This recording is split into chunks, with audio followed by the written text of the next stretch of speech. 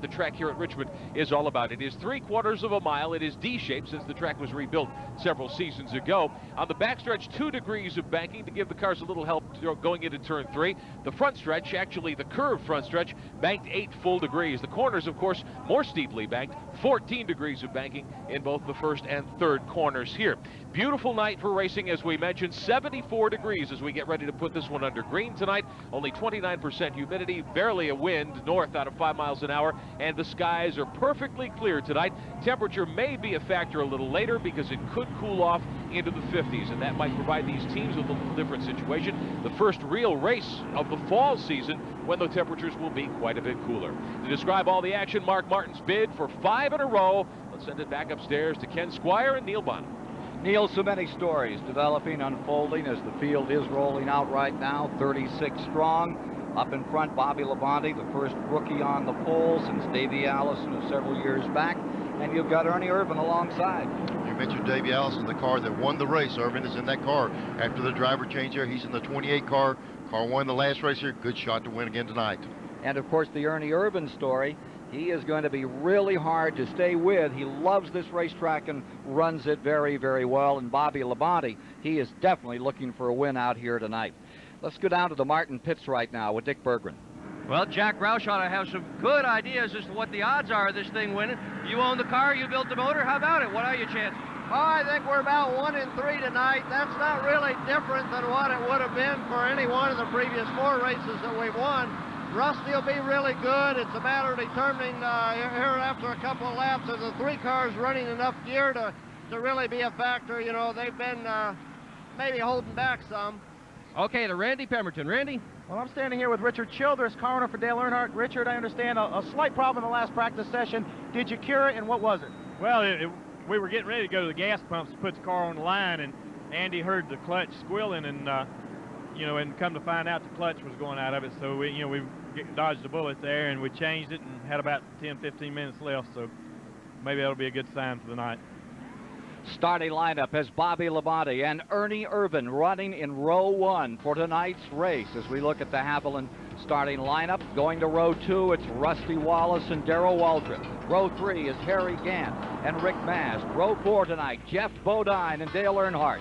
In row 5, it's Dick Trickle and Mark Martin. For row 6, Kyle Petty and Ken Schrader.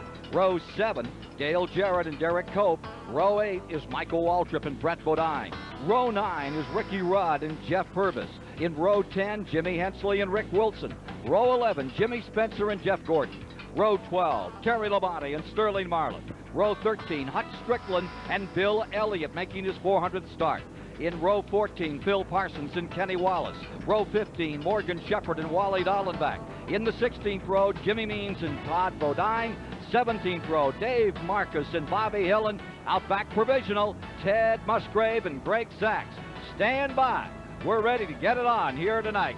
As the field is coming down, they're going to take one before they turn them loose. Here's Johnny Hayes.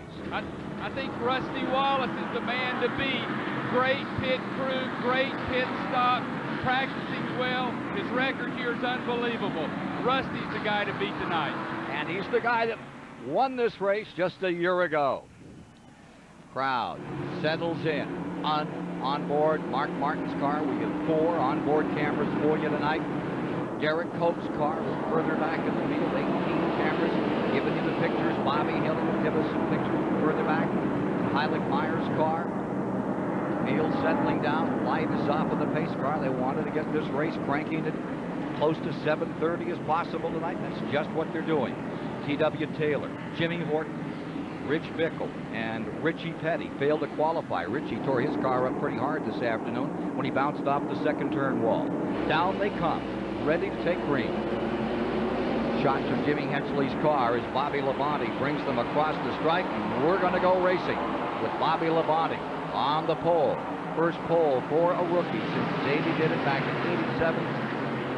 And on the break, everybody away clean. Well, Ken, as I got the first turn, Ken Schrader got shoved way outside against the wall, but he got it back down without any problem.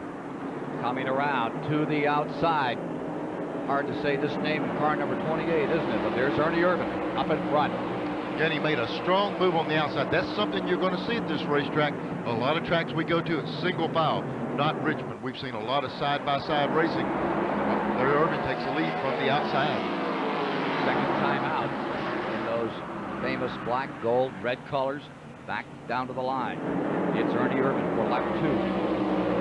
Rusty Wallace is deployed third, as you see there. Waltrip is back and forth. 3/4 mile track. Fast down into that number 1 corner. Hard out on number 2, almost a single lane. Hard braking into turn number 3. Sweeping around turn number 4. Big change there. They changed that wall dramatically. The Sawyers have cut 75 feet off the wall and turned it in, so it's not nearly the danger point that it has been in the past. They've done a good job with that wall. There you see the battle up in front. And look at Earnhardt trying to get underneath Darrell Waltrip as they skirmish for 4th. They said they dodged a bullet. They had a clutch problem as they got ready to put it on the line, and they were the last car out just a few minutes before the race started, so they dodged a big bullet, as Childress said. Waltrip, when he qualifies this good, you can bet he's going to be a factor in the race. Right up front when this one started. Take a look at Ernie Irvin, and right here comes Dale Earnhardt back with those leaders another time. Bobby Labonte having an excellent run in car number 22. Great qualifying effort. Take a look at Ken Schrader having his hands full out there. Gant on the outside. Kyle Petty right there with him. Scoot down the back straightaway. Looking back at the 9th position battle. Here's Kyle Petty taking that inside line away from Gant. But we've seen people be able to run off that side. See Gant pull him off the rear Cope's car, and you can see Gant just squirt away from Kyle up off that corner. Drop Arctic camera giving you these shots of the Bojangles car. Dale Yarborough's team staying right there as they follow the Kyle Petty machine. Down off that corner. Kyle's in 11th. We're in the 12th place car. Let's get back up there again with Dale Earnhardt working on Waltrip. 7 laps complete. Back up to the lead. There goes Bobby Labonte on the outside trying to make his move. Ken, from the time this thing started, Labonte's moved up. We were talking about this thing, 2 lanes to work with. Pretty gutsy move, the outside this early. See him get the car out there. Now you got to worry about coming off. It's not so bad on this straightaway, but if you're outside off 2, you run out of racing room. We'll have to see if they can make it. Last week he got himself a 14th at Darlington. He was 15th at Bristol. Here he comes on the outside. Pitches it right out there. Out of that very dangerous second turn. What a race for the lead. It's a treacherous place off turn 2. He did not hesitate. He just stuck it out there, stood in the throttle. Looked like he's going to make it work. For the lead. Johnny Hayes says, watch Wallace. Watch him indeed. As he stuck the nose of car number 2, the Penske Buick, right in the midst of things. You know, if Johnny Hayes is right, we'll never do the end of it. Boy, I tell you, look at the 22 car. They've been coming along week after week. Labonte's doing a great job of it. And it's the first time that Bobby Labonte, has led since Pocono back in July on that great 2.5 mile track. Here comes Rusty Wallace trying to take it away from him. Defending champion here in this 400-lap race. Meanwhile, take a look a little further back. This is for 5th spot. Mark Martin on the inside of Earnhardt. Got it. Here they're going down. You got a big sweeping turn down in turn 1. You can run side by side. They're coming off this corner. As they make this exit the corner, it really gets tight. On board with Mark Martin. The Pyro car, Pyro camera, swings back down on the inside. Here he comes, looking for Waltrip. You can see ahead there that Rusty Wallace took the lead. He didn't make that pass on the outside. There's Labonte in 3rd, dropping to 4th right there in front of Mark Martin. And Mark Martin draws him down again. The 22 cars fading back a bit here. And the 6 cars doing what it's been doing, fading to the front in a hurry. From 10th into 4th in 13 laps. Mark Martin, car 6. And to the inside on Waltrip. Let's go back to the leaders another time. Take a look at this. Wallace. Rusty Wallace now has the advantage. Ernie Irvin is in 2nd. Waltrip is in 3rd. Martin for 4th. Bobby Labonte in 5th. Earnhardt is 6th. And then it's Bodine in 7th. A little further back in 8th, it's Schrader. 9th is Kyle Petty. 10th is Rick Mast, and 11th is Harry Gant. More from Richmond in a moment.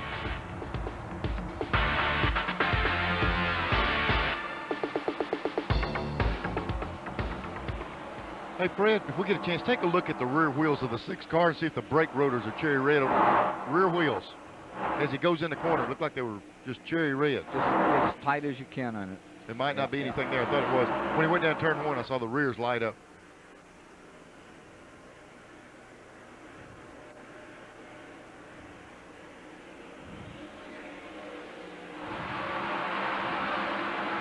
It's okay. I think it's red paint I see on there.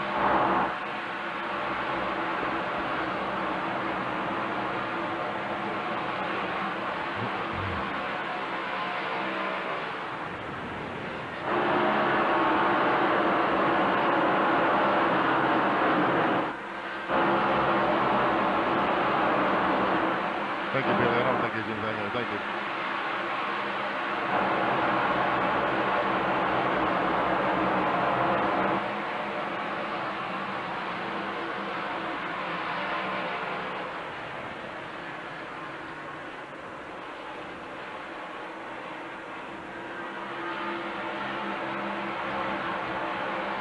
Okay.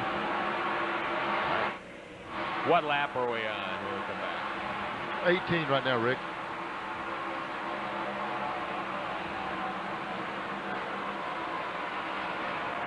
'19 as they come by, Rick. Okay, thanks.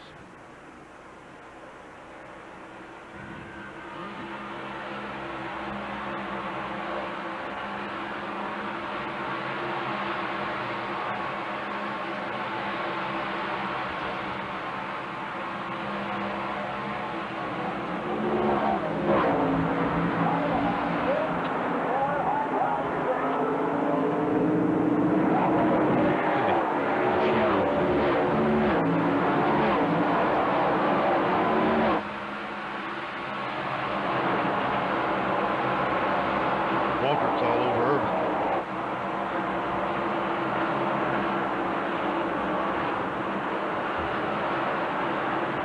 Which monitor's program is that program?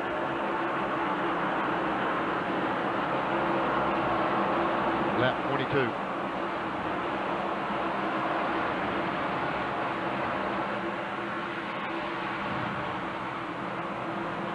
An incredible sunset scene from Airship Shamu tonight, provided by SeaWorld here at Richmond, Virginia. Welcome back to live coverage of the Miller Genuine Draft 400 on TBS. Great to have you with us here tonight as we watch quite a battle behind leader Rusty Wallace. The race for second, Darrell Waltrip on the outside of Ernie Irvin there. Waltrip up high coming out of turn 2. It looks as though he will indeed grab second spot in this early stage of the race. We're just moving past the 20 lap mark tonight at Richmond. One of the stories we're going to follow for you, the True Value Hard Charger Award tonight. Every race, True Value posts $5,000 for the top 5 finishers in the True Value point standings. There's a $50,000 end of the season payoff. Dale Earnhardt is the end of the season leader right now by a good margin over Mark Martin and Rusty Wallace. We'll keep track of that battle for you tonight. There'll be $5,000 on the line for the top 5 finishers here at Richmond. Coming around a complete 24 laps as you look at this battle for second place.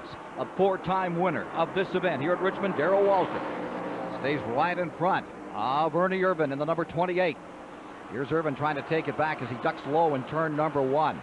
You're watching it live on TBS from Richmond International Raceway, the Miller 400.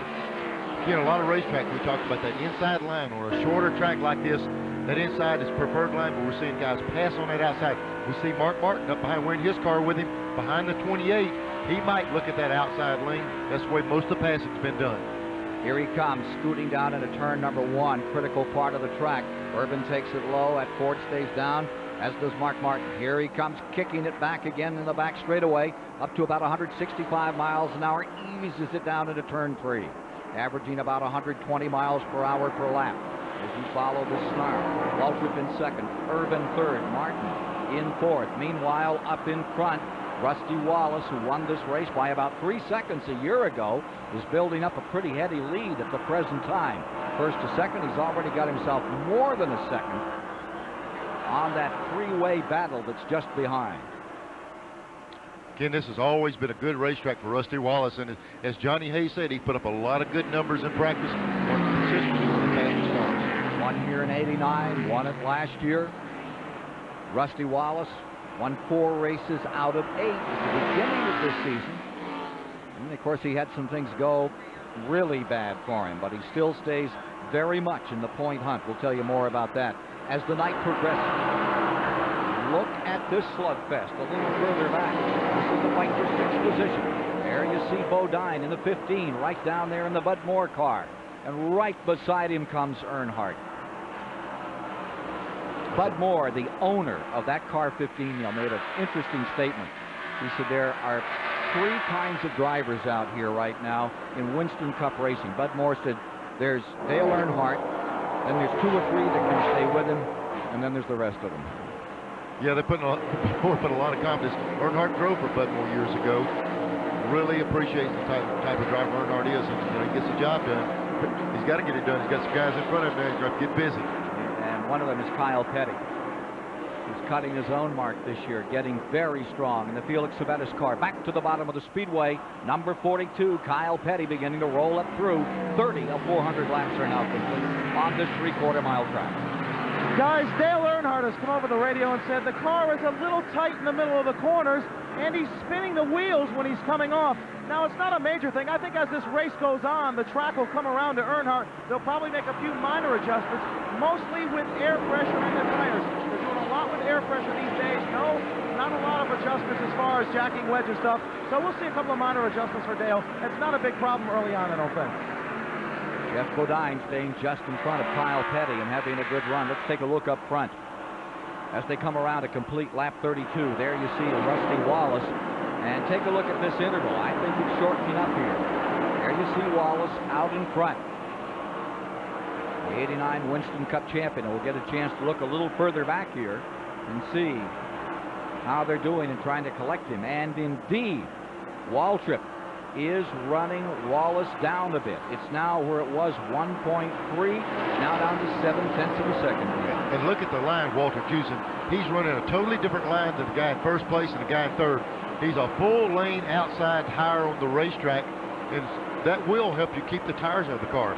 Tires should work better longer if he can run that longer line around and not really spin them up off the corner.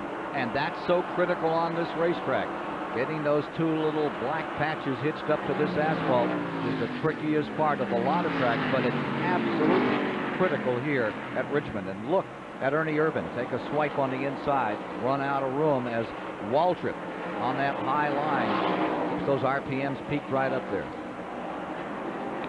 There we see the 2 car of Rusty Wallace leading the race. He's running the pattern he wants to run, right around the inside, feeding her up off the corner. Rusty Wallace, Richmond is your track, isn't it? I've always done good at this track. I won this race last time. A couple wins, a lot of seconds and thirds and stuff like that. And hey, the weather's perfect today too. It's great weather for a race. Rusty Wallace, who was second here to Davey Allison back in the spring. Leaders averaging 114 miles an hour and getting into the lap traffic. Pulling up on Dave Marcus in the 71 car. Dave won his last race here. Last race of his active career back in 1982 when he won in a spin. Back on the old half mile here, the old famed fairgrounds at Richmond. My, how times have changed. Sawyers have spent some $20 million in improvements.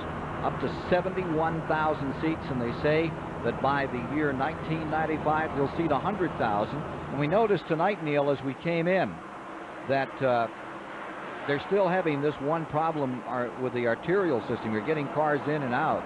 You know, they say Virginia's for lovers. It's a little hard on folks trying to get in and out of the racetrack.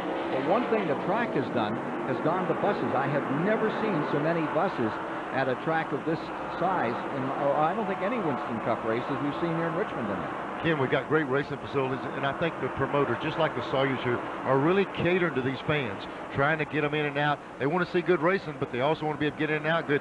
And talk about some good racing, Waltrip has taken advantage of that outside, and he's really closing in on Rusty right now. Yeah, he's ready to park right on his rear bumper as we get to lap number 40. Next time by. We'll be back with more in a moment.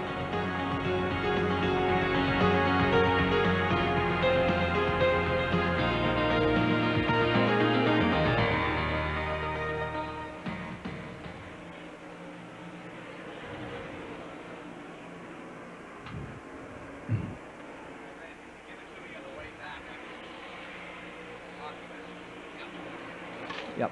No.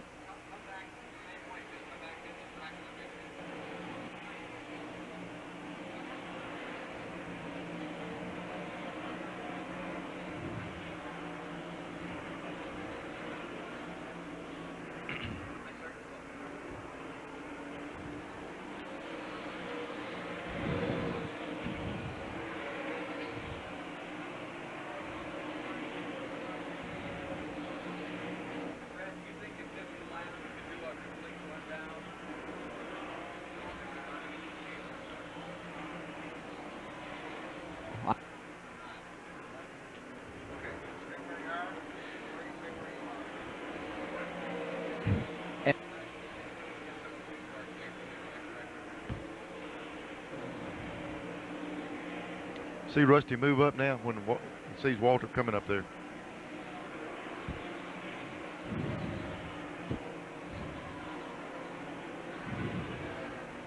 Ooh, look at 21 Schrader car. getting. Ooh. 21 car in the wall, turn 2.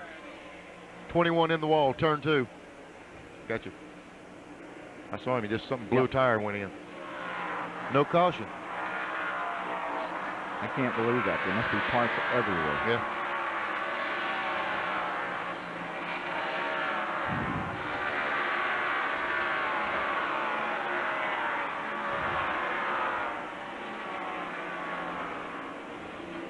Whoa.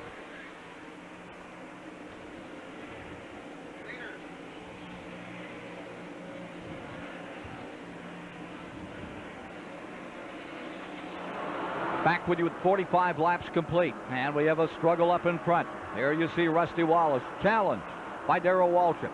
Waltrip, a 4-time winner of this event. Wallace won it twice and is defending champion in the Miller 400 at Richmond International Raceway. Meanwhile, 2 laps ago, it was Morgan Shepherd socked the wall in turn number 2. Bent up the front, sparks flew all the way down the back stretch. He cut across the track, got back in. Look at this battle for the lead continue. Here's Waltrip looking as stout and strong as we've seen him this year. You know, we saw Waltrip running that high line, and the minute Waltrip caught Rusty Wallace, he took that high line to try to take that part of the track away. The question is, can Waltrip use the other section and make the pass? One thing about these radios in these pits, they're calling. I'm sure Rusty's got said, hey, Waltrip's getting it done in the top. Now Rusty's trying it again. Around Greg Sachs they go as work continues on car number 21. Down on pit road, the Wood Brothers car being administered to after it socked the wall. Here comes Waltrip back again, watching this action as they come around to complete lap 48. It seems like Waltrip was a lot quicker when he could stay out there, and Rusty's got up there and kind of taken that section. Martin stays 3rd, Irvin 4th, Kyle Petty is 5th, Jeff further back, let's see, Rudd is 7th, and you see Labonte in 8th, Terry, that's Bobby Labonte. Terry Labonte is 9th, Jeff Gordon is in 10th. There you see some of that struggle. There's Terry Labonte in the 14. Boy, you know, coming to North Wilkesboro, it's coming up very soon. Billy Hagan will have 2 cars there. He's going to start John Andretti in that second car. John will take over and starting in 94, but they're going to get him out for the remainder of the season. I guess Phoenix is still in question, but you'll see 2 Billy Hagan cars at North Wilkesboro. One still driven by Terry Labonte and the other by John Andretti. And Andretti plans to stick it out and try to make it go in Winston Cup racing.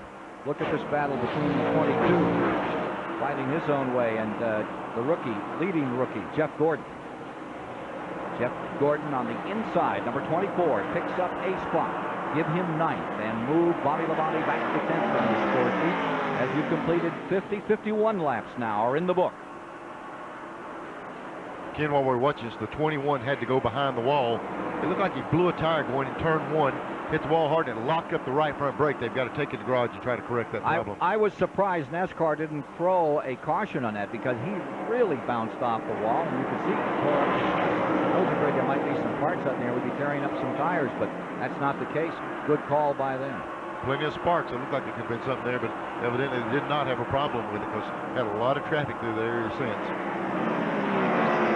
Wallace stays first, Waltrip second, and there you see that battle.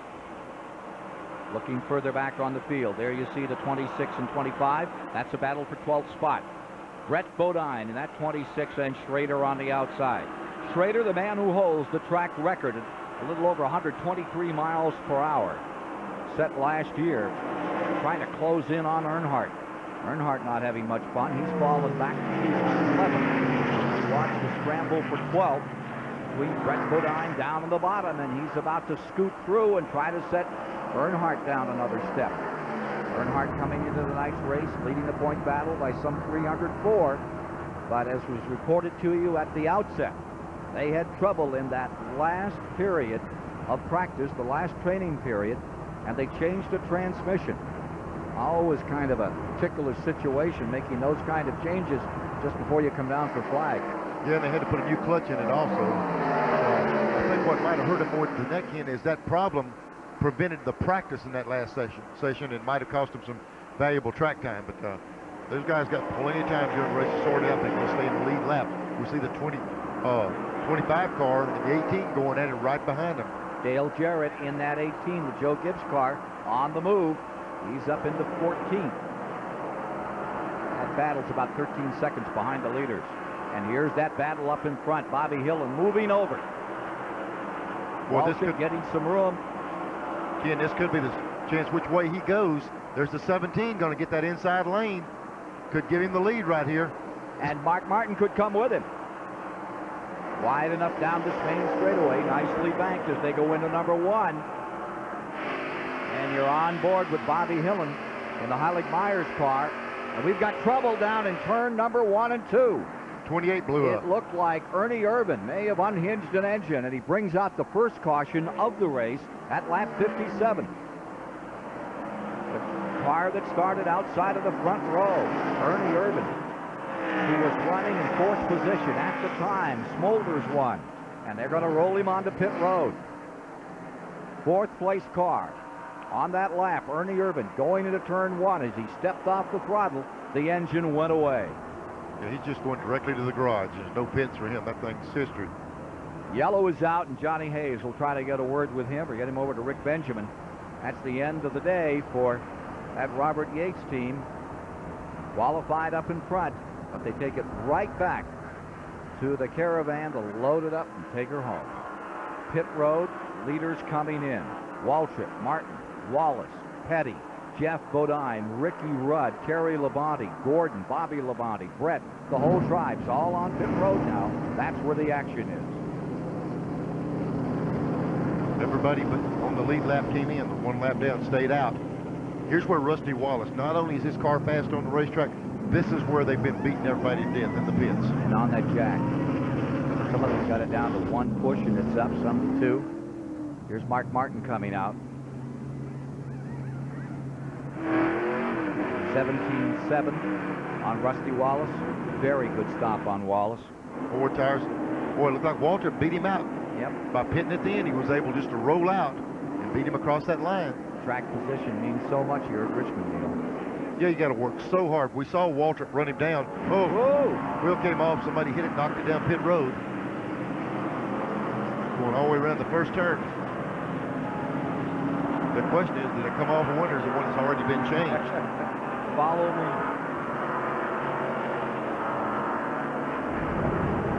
Meanwhile, see Bobby Hillin and Dave Marcus in those lap cars now getting worked on.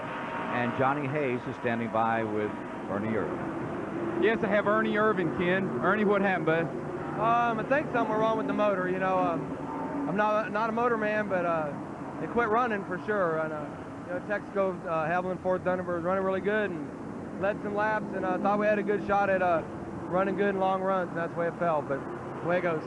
Well, you ran super, and you'll turn that around. We will. I want to say hi to Kim. She's at home. Her and Terry's probably watching this race. We'll be ready to go to the lake tomorrow, girls. Yeah, this is the father of a new baby. Y'all know that. Thanks. No, we didn't know that, but we sure do now, John. Thanks a lot. Okay, 1 win in '93 at Talladega back in May for Ernie, but not tonight.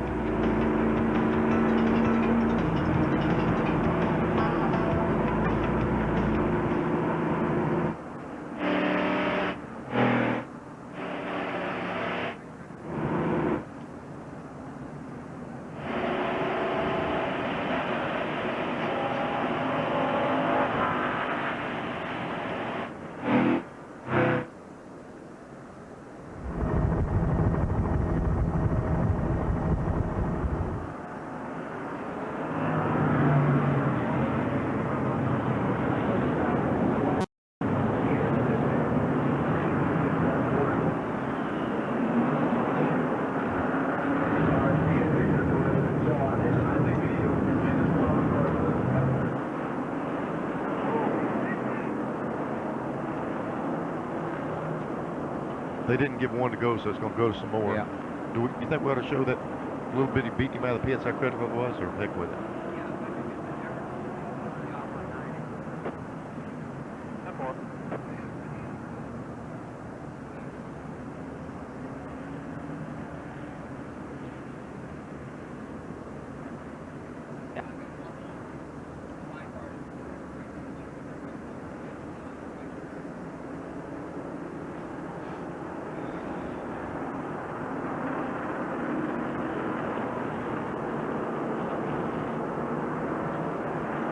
Flash bulbs at grandstand. That's great.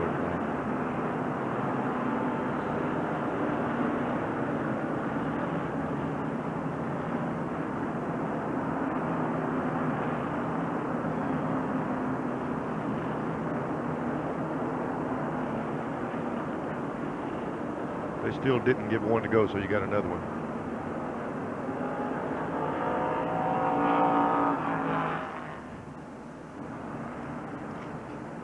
Night Racing coming to you live here from Richmond, Virginia, and the Rebestas aerial platform giving us this marvelous view of what Winston Cup racing looks like under the lights. First Grand National, now Winston Cup race under the lights was back in 1951 in Columbia, South Carolina. Old Rebel Monday won that one in a Studebaker averaging 50 miles an hour. It's considerably different. Let's get inside with the Derek Cope for just a moment. Derek, Ken Squire here at TBS Control. Can you read us?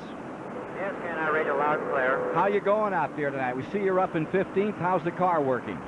Well, you know, on the get-go, we looked pretty good, but as we went a little farther in the run, the car got a little bit too tight for us. Right in the middle of the corner, a little bit just past the middle, and having to fight a little bit. But we've made an adjustment now, and we'll see if we can get the Bojangles forward up front a little farther. All right, well, when you come by this time, you're going to be back under green. Good luck to you. 65 laps complete when they come by, and we'll be back to racing after the first caution of the day. Dick Trickle is on pit road. A black flag on him for passing on pit road. Is that right? Passing the paddle. He got out there. They put up the lollipop, and he missed it. It simply says stop or go, and he hit the stop side, so they brought it back around. Bobby Hillen's car as they line up on this restart. See, he is a lap car down on the inside. Car's in the lead lap up there on the outside, ready for the break. And you're riding with them as they come to the line on the 3/4 mile Richmond International Raceway. Boy, did Waltrip get a jump in. What a nice start. That was beneficial. The fact you see that kept Rusty trapped with a lap car back there. So Waltrip got a good jump on that start. Waltrip and Wallace, they combined to lead 312 laps of this race a year ago. Waltrip does run well here. As we mentioned earlier, 4 times he's faced a victory in this event. A lot of times here you'll see him qualify back in the pack with a good race setup and work his way to the front. As well as he qualifies for the lights on the wall, he's going to be in the middle of this race. Here comes Wallace right back after him. He may have got himself an 8-car length advantage, but now Wallace squeezes right up to make it about 2-car lengths and less than that as they come off from turn 2. Take a look at the Napa running order. After 64 of 400 laps have been completed, there are your leaders going down into turn 3.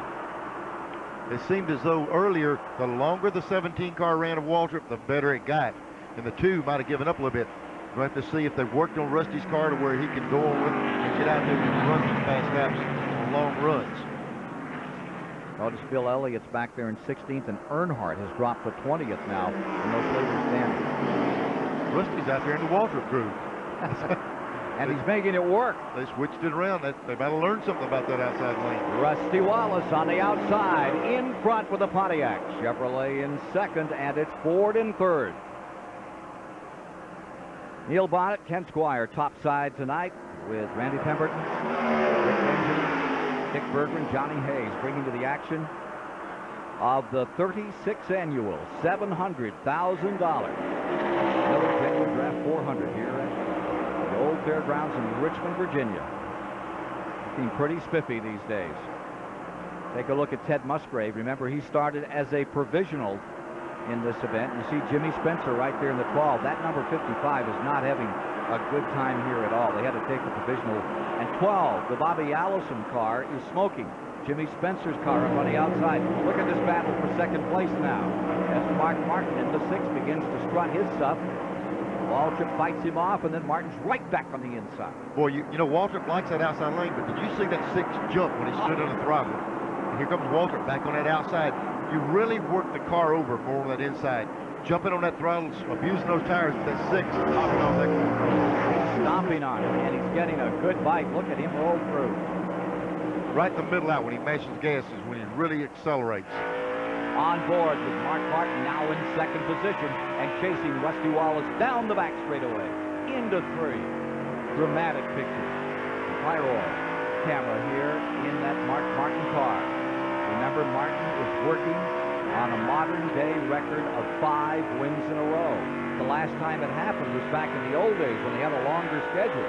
Back in 1971, Bobby Allison won 5 in a row and Richard Petty 5 in a row. But since then, 4 drivers have won 4 races in a row. Nobody's ever made it 5. That's what Martin is trying to do here tonight, if he can keep this thing rumbling.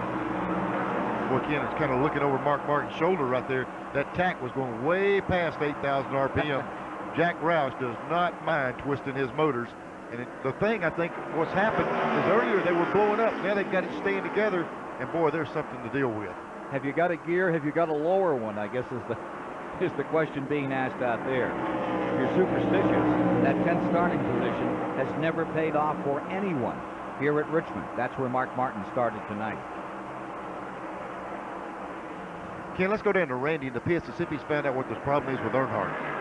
Well, I'll tell you guys, Earnhardt, we knew we had a problem before. The car was pushing. What they decided to do was go ahead and put a rubber in the right rear, stiffen that right rear up a little bit so Dale could drive it through the corners. They didn't want the race to come to them because, frankly, they were not too far from going a lap down, probably another 30 laps or so. So they stiffened up the right rear, put one of these rubbers in, give Earnhardt a little bit of freedom so he could drive that race car. And I talked to Will Lynn, one of the crew members. He said it's doing a little better. He's picked up about 7 more spots. So a rubber on the right rear for Earnhardt, and he's doing much better. And he has moved into 14th with that last move that he made. You see him putting a lap on Musgrave. Musgrave is a lap down and is running about 31st on the field right now. Not a good night for Musgrave at all. 30th position is showing Musgrave in the 55, the U.S. Air car. Slipping back some more here. That's an old car. It's built, I think, in 91. They're still waiting on a new short track car. They hope to have it for North Wilkesboro, but he took a provisional starting berth in the end of the field to even get in this thing tonight. You see Bill Elliott right there behind Earnhardt. Elliott really, if anyone needs to get up and mix up Elliott, their car is really strong. He's going to get up there and try to get to the front. That battle is about 6 seconds back from the leader. So we'll take a quick break here from Richmond International Raceway. Join us is the airship Shamoog here at Richmond International Raceway, watching a whale of a race.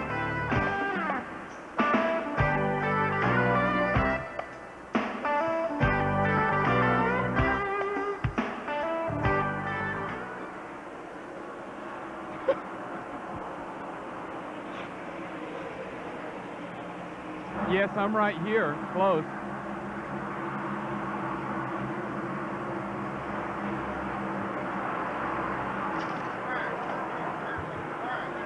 Got a crash.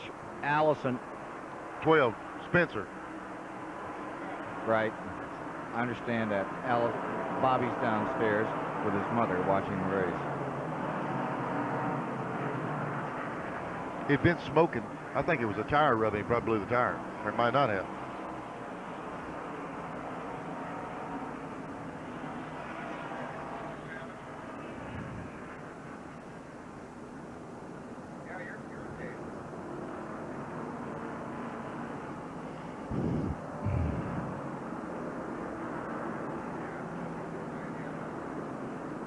What did they say happened to him?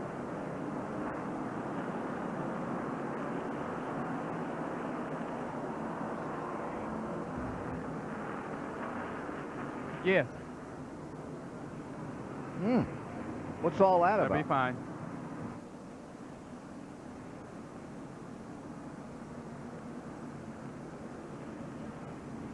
Yep.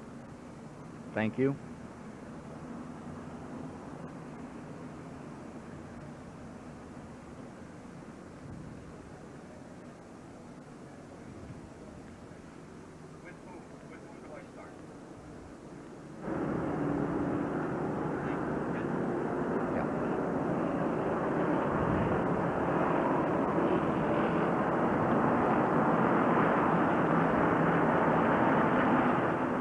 As you see, we're under caution again. We're completing lap 63. But back on lap 60, the two-time National Modified champion, Jimmy Spencer out of Berwick, Pennsylvania, climbing out of his car and not happy as he gets out. He's okay. I think they dragged him out. He didn't like to be dragged. Anyway, he's away from the car. Let's take a look at what happened up here in turn number 2. Remember, we said that car had been smoking some?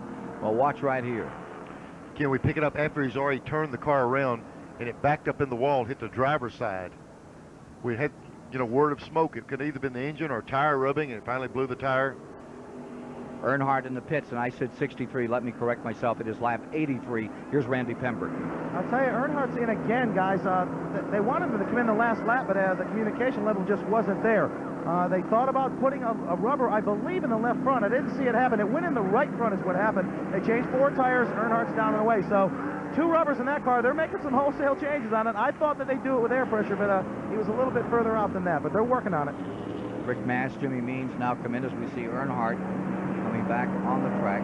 Spencer was running in 11 when he had this altercation with the turn 2 concrete and brought out caution number 2 or 3 of the event. That's caution number 2. First caution ran 7 laps. So while they're clearing up that Jimmy Spencer, and incidentally, Bobby Allison is here tonight. He's right down in the suite below us with his mother Kitty watching the race. I bet he's not too tickled about that. Let's go down and talk with Rick Benjamin. All right, thank you, Ken Squire. We're here in the STP Pit Communications Center with Johnny Hayes, and we're going to take a look at some information that you may not have heard of yet this week. This is the time of the racing season, Johnny, when the fans think of it as silly season. Well, this season is a little bit different. We've had 2 of the real heroes of this sport depart in tragic fashion. We're calling it a season of transition, and we're going to show you just some of the changes that have come along so far. This all was put in motion, of course, when Alan Kulwicki tragically perished in a plane crash earlier in the year. So that opened up the seat in car number 7. Right now, it's Jimmy Hensley, but next year, Jeff Bodine's going to take over. Yes, Jeff bought the team. He will be the driver. What happens to Jimmy Hensley, nobody knows for sure. He's done a great job in the car, and he's just on standby hoping something will come open. Lots of rumors about a lot of these teams. We're going to run through some other ones for you. Of course, the second tragedy of the year, the passing of Davey Allison after the helicopter crash. That opened up the 28 car. Robbie Gordon, Lake Speed, took a shot at the ride. Now it's Ernie Irvin after buying out the contract. That's given a guy who's not very well known, Jeff Purvis of Clarksville, Tennessee, a chance. Well, Jeff Purvis is well known inside the sport. He's been a great racer his whole life, great dirt champ, also a great ARCA competitor. So a new way to get in. Maybe you come in through the ARCA ranks now. That's the story that really made a lot of news here in the past week. Purvis now with that ride permanently. Let's take a look at some other situations now. Car 15, the Bud Moore car for next year. We know Jeff Bodine is going to drive the 7 car. We understand Lake Speed is going to take over the Bud Moore ride in 94. But what about Lake Speed's own team? Well, Lake Speed has signed a contract. He's in that ride for sure. Who's going in Lake's car? It's probably going to be a rental situation. Someone wanting an opportunity to learn how to drive a race car. I think Lake will rent it to him. Maybe make a little money on the side. Now, let's take a look at some other situations. What's going to happen with the Rick Hendrick team? Well, we know that Terry Labonte is moving with the Kellogg sponsorship into car number 5. Ricky Rudd takes his Tide sponsorship and forms a new team. We don't know the car number or much really about that situation yet. No, but it's all settled. They have the sponsorship. They're not too concerned. Once you have the money, you can race. Talked with Rick Hendricks earlier today. All his teams are firm. He has 3 teams. Everything. Has Jeff Gordon, the 7-year contract. Boy, is that a hot deal. He's done a great job. Schrader's home free. We're in good shape. Rick Hendricks is Terry home free. Labonte in the number 5 car with Kellogg sponsorship there. Much more to talk about in this situation. We'll be back at Richmond for more of the Miller Genuine Draft 400 in just a moment. Hey, racing fans. Budweiser asks, who won? October 20th, 1985, North Carolina Motor Speedway in Rockingham. Terry Labonte in the 44 car off the pole led the early portion of this grueling 500-mile event, but he couldn't hold back the charge of Cale Yarborough in the 28. The 33 of Harry Gant also in contention. Gant started 5th. He battled with the leaders all day long in this event. Another driver waiting in the wings in the 11, Darrell Waltrip. Waltrip and Ron Bouchard here in the 47 staged a fierce battle to the checkered flag, but who won? The answer in a moment.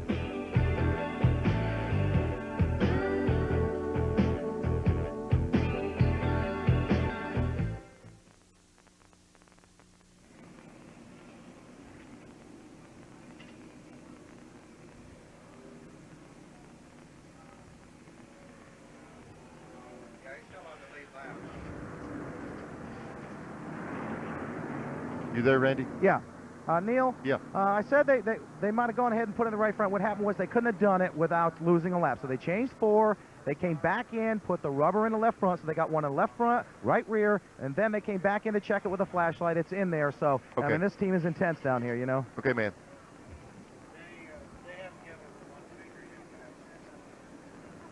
No, it's not going this lap.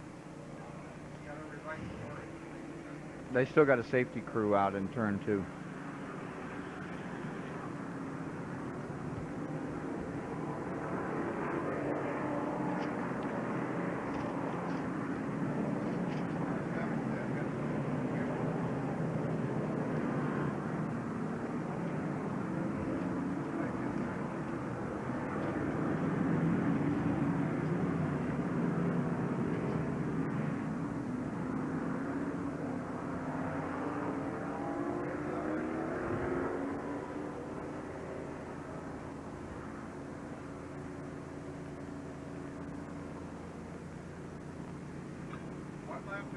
Okay, Hensley's under the hood. 1 to go. I think my mic's still open, too.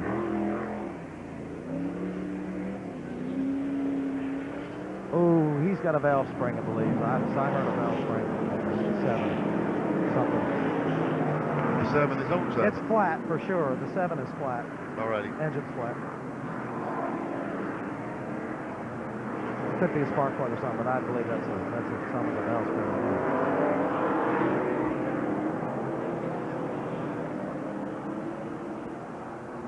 Lost a cylinder on the 7.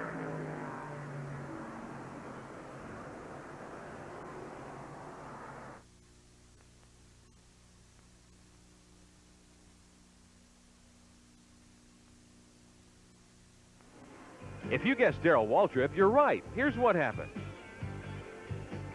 Cale Yarborough seemed to have the event well in hand until he spun and crashed with lake speed, driving the 75. The 18, driven at that time by Tommy Ellis. The crash left the door open for Ron Bouchard and Darrell Waltrip to battle it out to the finish. With 31 laps left, Waltrip surged past Bouchard underneath and held on for his 67th career Winston Cup victory. Who won? Brought to you by Budweiser, the king of beers with that clean, crisp, cold taste. Nothing beats a Bud. Well, we're back with you at Richmond International Raceway. There are 92 laps complete of the 400 to be run, and I think they put a black flag out for jumping on the start on car 2, Rusty Wallace. What do you think, Neil? Well, I tell you what, a call. On the board. You know, they just started the race, and they got a jump there, but you know, I don't know what the call is on Rusty. They definitely got his number on the board. You see, Waltrip here is running in 2nd. Mark Martin is in 3rd. Kyle Petty is 4th. Running 5th is Bodine. That would be Jeff Bodine.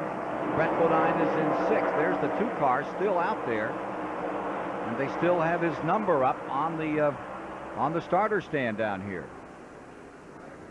I tell you what, Ken, they said they called it a brake check on the restart. He got in the gas, got off, but I don't think he's coming in. You know, he's leading this. He thinks he's leading the race. Now they're putting the black flag out with a cross on it. That means they pick up your scorecard. See that black flag right there in the flagman's hand? There's a black flag tells you that flag with the X on it. When that comes on your car, they pick up your scorecard. You can run for 3 days. They just quit counting laps. Let's see if he's going to come in now. He is. He's coming in this time. He's rolling down pit road. Wallace giving up the lead. This puts Waltrip 1st, Martin 2nd, Kyle Petty into 3rd. Then the Bodines, Jeff and Brett, 4th and 5th. Terry Labonte is in 6th.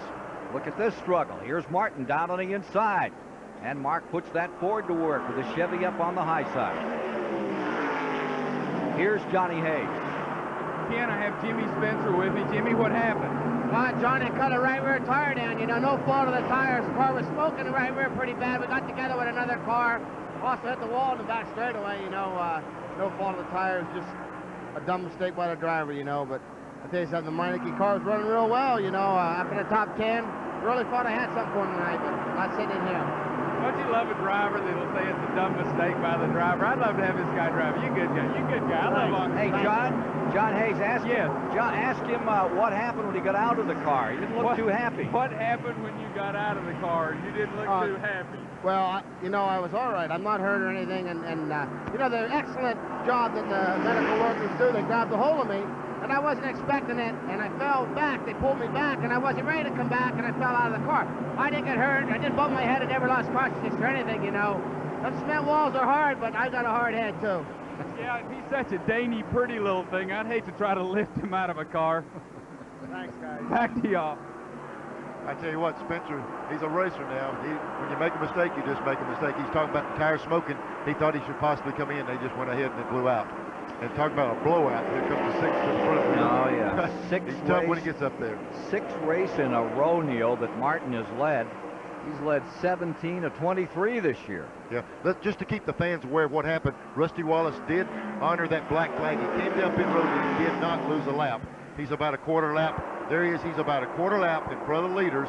So if he can maintain that position and get the caution back, catch caution, he'll be back without a lot of problem. But I'm sure he was upset with that call. So that means he's on the tail end of that lead lap. He's about a half lap down behind Dave Marcus, who's trailing the field. Now there's first and second spot. Here comes Waltrip working again on the high side. There you see Trickle's car there, and now we're looking for the 2 car, and it's going to be a while as he comes around. The whole field meandering down out of turn 4 here, and we have car number 2. Yeah, he'll be coming here. There's a 2. Now watch the interval this way. And there comes the leaders. Yep. So he's got about a quarter lap, and he's going to run just as hard as if he were trying to win the race right now, not to go that lap down and catch a caution. Can't be too happy down there in the Wallace pits right now. We mentioned Kyle Petty is just behind him in 3rd. 4th is Jeff Bodine. 5th is Brett Bodine. Terry Labonte in 6th. Ricky Rudd in 7th. 15 cars coming down pit road. I see him turn down turn 3. 4th place pit car. road. And the word is he's leaking water. Car number 15 coming in, and they say that Bodine, 4th place car, is leaking water. Yeah, they said the thing is overheating. Oh, here they go with the hood. Boy, that's not good news when they start that. And he's going to go down a lap right now, Jeff Bodine.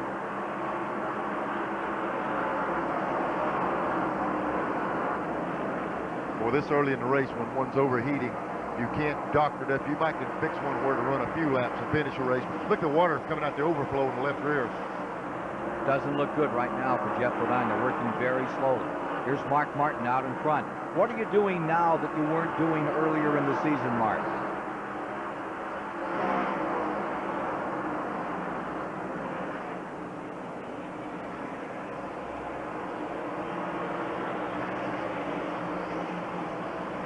It's our time now, that's all. I mean, things are just working out for us. You know, I always have trouble with that. Remember how that was exactly what was said about Gant with that cambered rear end? Then we found out a few months later, everybody caught on. Remember when Bill Elliott won those 11 races in '85, and they said it was his time? Then we found out that aerodynamically that car was slipperier than anything we'd ever seen, Neil. Ken, anytime in this level of racing, when the car's as close as they are and somebody starts dominating, you say, boy, I hope it's mechanical. I hope they have found a camber rear. I hope they found this or that. The other question mark is Jack Roush fixing to do to this series what he did to Can-Am racing. Total domination, win Daytona 7 times, 24-hour race 7 or 8 times. Anything he's got into, he's worked at it until he totally mastered it and nobody could touch him. The question is now, do they have a little trick secret, or are they fixing to do this for a long time? I think they're fixing to do it for a while, and I think they have found something. It'll be interesting to know in the months to come just what everybody else discovers. It's no question that Mark Martin has been ready to win these races. He's dedicated. He does a lot of physical work to be able to sit in that car and work hard, and now he's winning a lot of races. Roush has said that Mark has been an entirely different driver than any other driver he's ever worked with. And he says, Mark has taught me some things that were totally unknown. We've grown up together in the last 5 or 6 years, and now it's beginning to work. Shamu looking down. Those big eyes. There it is, over Richmond, Virginia. got an eye on Mark Martin right now.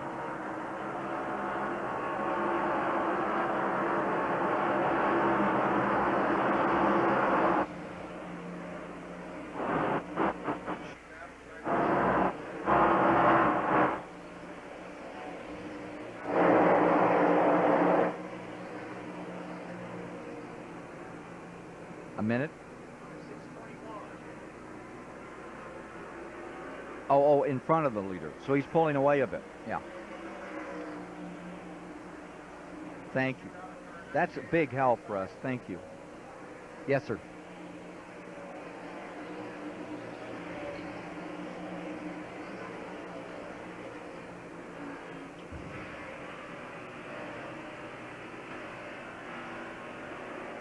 Okay. Black. Oh, that's great. They're black flag the 15. He's spilling water all over the track. He's coming down. He'll be out of it after this probably.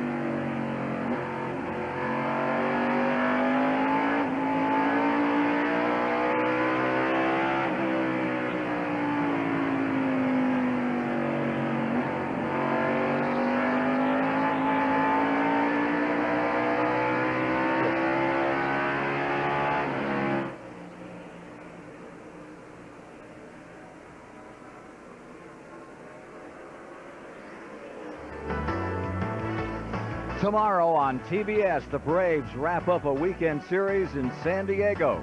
The Braves at the Padres. That's live, 4 o'clock Eastern on TBS tomorrow. And we're going to update you on the scores tonight. Those old Braves are half a game in front right now after San Francisco lost this afternoon, Neil. Chop, chop, chop. They're coming. 116 laps, chop, chop, chop. 87 miles are now complete here at Richmond, Virginia, as Mark Martin is doing the chopping, just cutting this field to shreds right now. But the guy that's even faster is Rusty Wallace. What a great shot off Derek Cope's car as he comes down that straightaway, about 150, 60 miles an hour in that range. Giving you an idea just how close they run, how consistently they get out there. Stay right on that wall, hold that line, keep those RPMs up. There's your leader, Martin, with the advantage over Waltrip. And drawing away at the present time is that car that's out back. I'm talking about the number 2. He's about to collect Marcus and Phil Parsons and some others and begin to work his way back through the field. Dick Berggren has a pit report for us. I'm with Jeff Bodine. His car is behind the wall. There's water pouring out of this thing absolutely everywhere. The crew thinks the problem is a blown head gasket. Jeff, any chance they can get this thing back out? I didn't hear you, Dick, but we're leaking water, so I'm pushing water out of the engine. We've had this problem for 2 years. Can't seem to keep those head gaskets sealed up. I want to say something. Tim Robertson with the Family Channel gave me a donation today for my bobsled effort of $100,000. I want to thank him. That's a great thing. That's going to put us in the Olympics, hopefully with gold medals in Lillehammer this winter. This guy never gives up, does he? He's always interested in racing, even when he's behind the wall. Yeah, even it's the one that he doesn't feel too comfortable sitting in either. Take a look at this 5 and 11 squabble. This is for 7th spot. Here's Elliott on the inside and Ricky Rudd. Understand his number next year will be 10. Still have the Tide colors. They're talking. We were questionable about number 4, but I think they're looking at the number 10 car with Ricky Rudd. Well, you know, we talked about that earlier. All these changes going on with the tragedy we had with the 2 top drivers and then start shuffling back around. I've never seen the sport make so many moves as we'll see at the end of the season, and not only that, during the season. And it really isn't silly. It is a time of transition in NASCAR. Taking a look at the Napa standings a little further back in there, you see Kenny Wallace, rookie, back in 3rd place in the standings, currently showing a good stout 15th, and all those cars are in the lead lap. In fact, 25 cars, as you look at these standings from Napa, are in the lead lap at the present time. See Harry Gant's name, remember 91 when he won this race as part of that 4 string that he had. Well, right now, Mark Martin is trying to move into new territory. The first man in modern stock car history since they cut that schedule back to 30 races to win 5 in a row. Can he stay there? Well, right now he's staying there in front of Darrell Waltrip in second and Kyle Petty in third.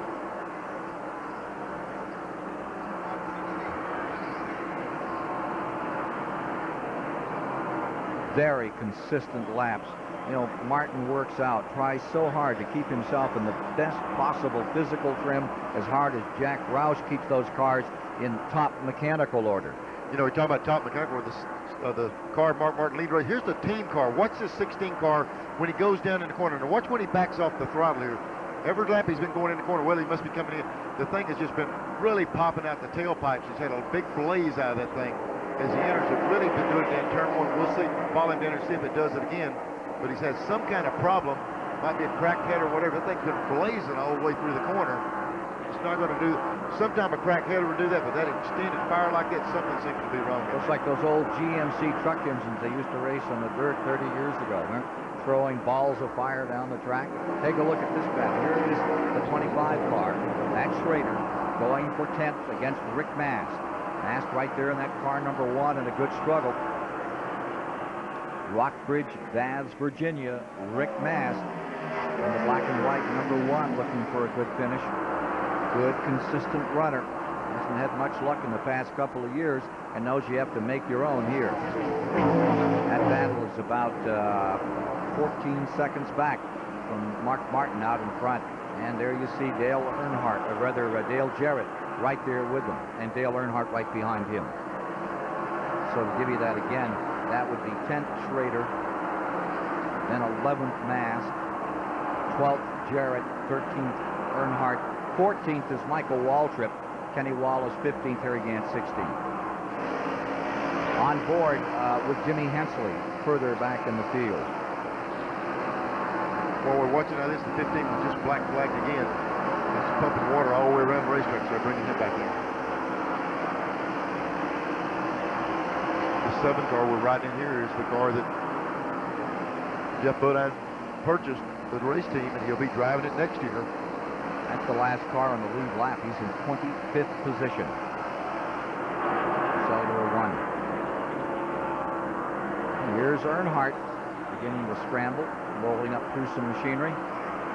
They check. Michael Waltrip coming with him. Excuse me. That's fine, Ken. We checked with Randy Pemberton on that last stop.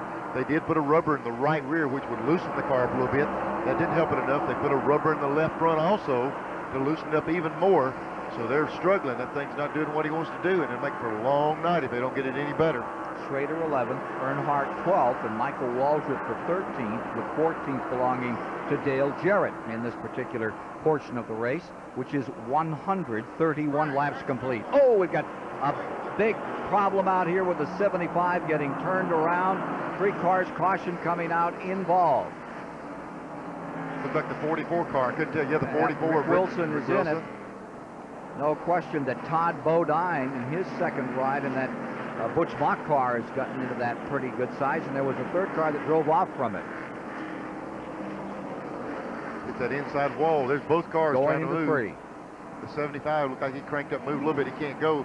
Now the 44 is running again, but I believe he's got so much damage he's not going to be able to move. 3rd caution is out as they rumple up a couple out here. There's the 15 car checking with his brother there. Here's the 44 on the inside coming up off turn 2. They get together right there, turn them around side by side, and they're headed for that inside wall. There's the leader, Mark Martin, just cleared the wreck. From another angle. This is after they've lost it. They're headed down that inside. We just saw Mark Martin clear the wreck. Wham, right in that inside wall. Boy. Mark Martin is now in the pits. Dick Berggren's there. All the leaders are in the pits, Ken, and Mark Martin, like everybody else, is going to take a 4-tire change. This is a brand new race car you're watching here. You might have thought he would have gone with one of the cars he had won with, but nope, something brand new is fit and polished. There he goes. And Kyle Petty coming right with him. Maybe a bad sign for the people. He just made a chassis adjustment on that thing, trying to get it better. Here's Randy. Terry Labonte and Jeff Gordon, as well as Dale Earnhardt, were in up at this end. It seemed like the biggest loser on those pit stops was the Terry Labonte team. I think they lost a few spots. No major changes, though. That accident was at lap 131. We're now working 133. Well, there you see the Rick Wilson car, badly torn up. Looks like it could be the end of the day for Richard Petty's hopes. Here is Rick Wilson clambering out. Looks to be okay. And the early word is that things are all right on the younger of the Bodine brothers, Todd. So, at 1:34, as we come around this time, we'll pause for these messages and be back with you at Richmond.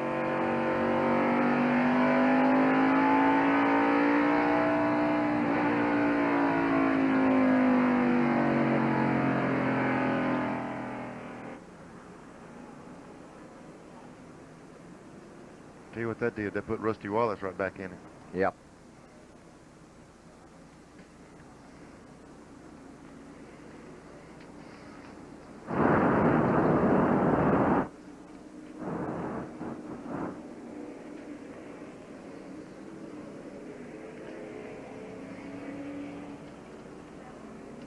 Yeah, yep.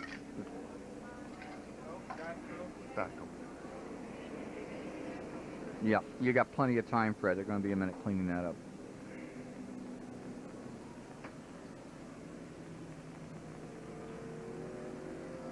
Yep. Could we take a look at that fence over there and see if they tore it up? There's a one place in the steel fence, Fred. Could you put it up for us?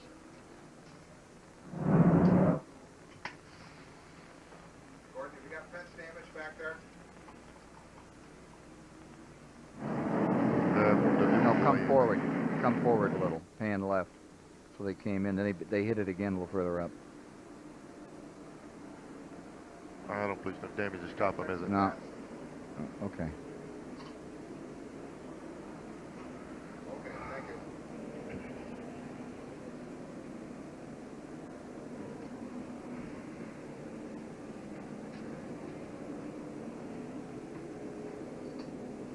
Get a shot on 3. On the way out, utility's got to come.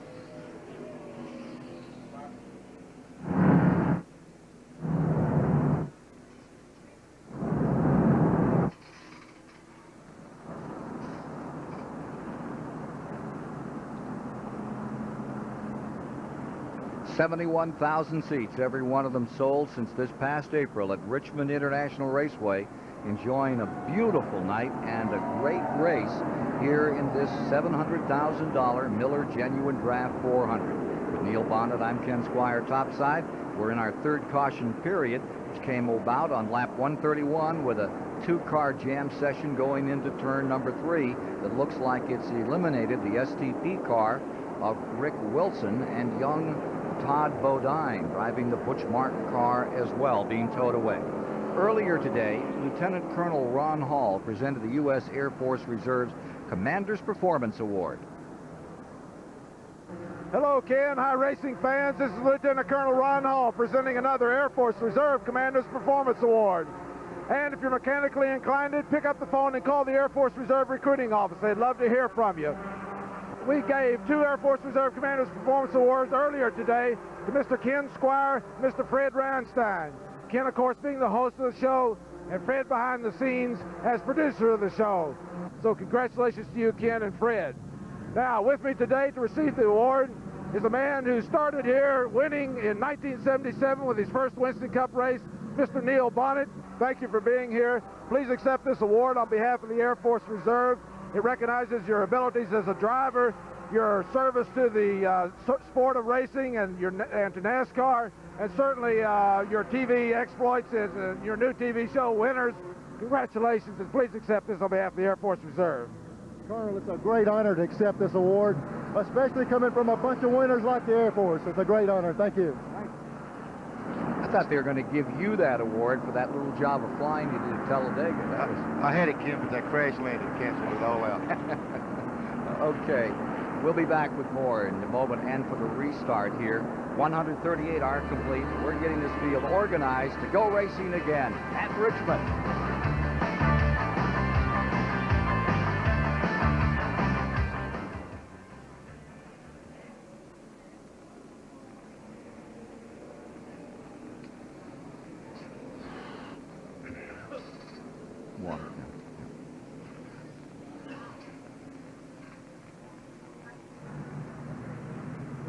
Hello. They've got a lot of their equipment, safety equipment, back in place.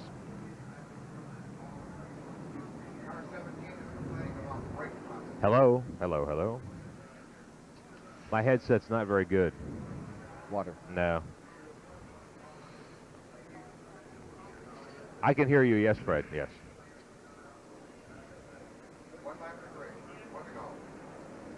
One to go right now. One to go. Okay.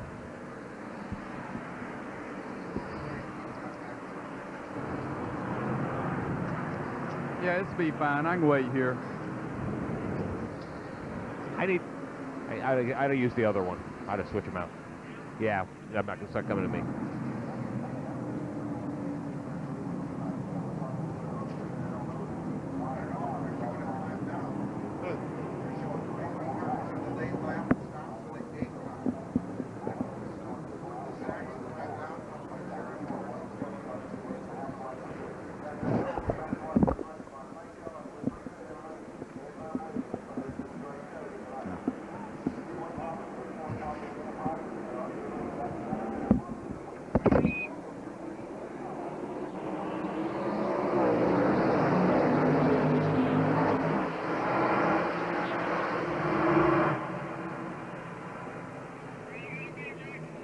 I'm right here. I'm here.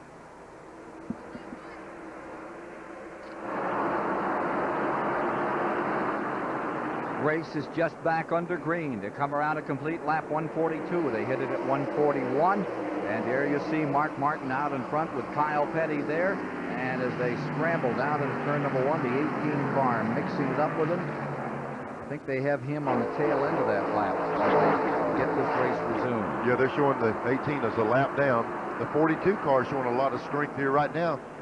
Jumping up through that traffic. He's right there behind Martin. 143 laps complete. 107 miles complete in this 400 lap event. And you see Mark Martin dominating. It's like he wants to get himself that 5th Winston Cup victory in a row and set a modern day record. Several other drivers have scored 4 wins in a season, but to do it 5 times hasn't been done since 1971 when they were on the old schedule. If you look right here behind this group, there's Rusty Wallace just behind Earnhardt. There we go. We see the 2 car. That caution put him right back in the middle of this thing. And I imagine he's driving with a vengeance after that black flag. He was running way faster. When Mark Martin was leading the race, this 2 car was running faster laps than Martin. But he's having to come up through here after he was put back with that black flag. And up to 11th spot. They'll deal with him before the night's over. You see Bobby Labonte just in front of him in 10th spot, number 22. Wallace closing in on him. Dick Trickle down to the inside of that yellow car. They stack him almost 3 wide as Earnhardt tries the outside.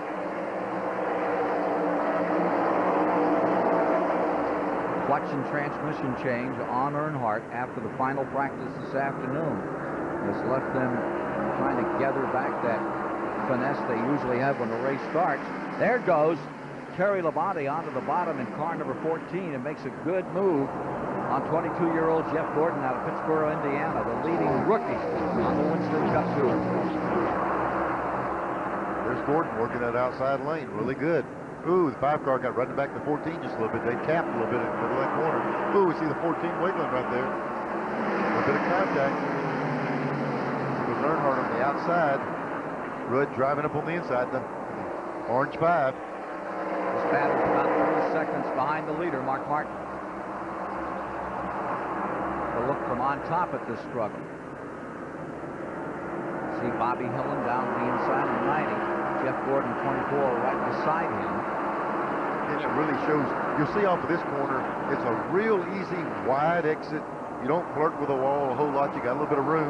Not much you don't. Yeah, but you got that arc right there. But now watch this right here coming off turn 2. You go down in turn 1, pinch it down the bottom, and these guys, if they won't turn out, they're going to jump out there right on top of that wall.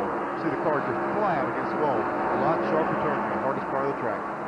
High above Richmond, our aerials today provided by Ray Bestis, the best in brakes.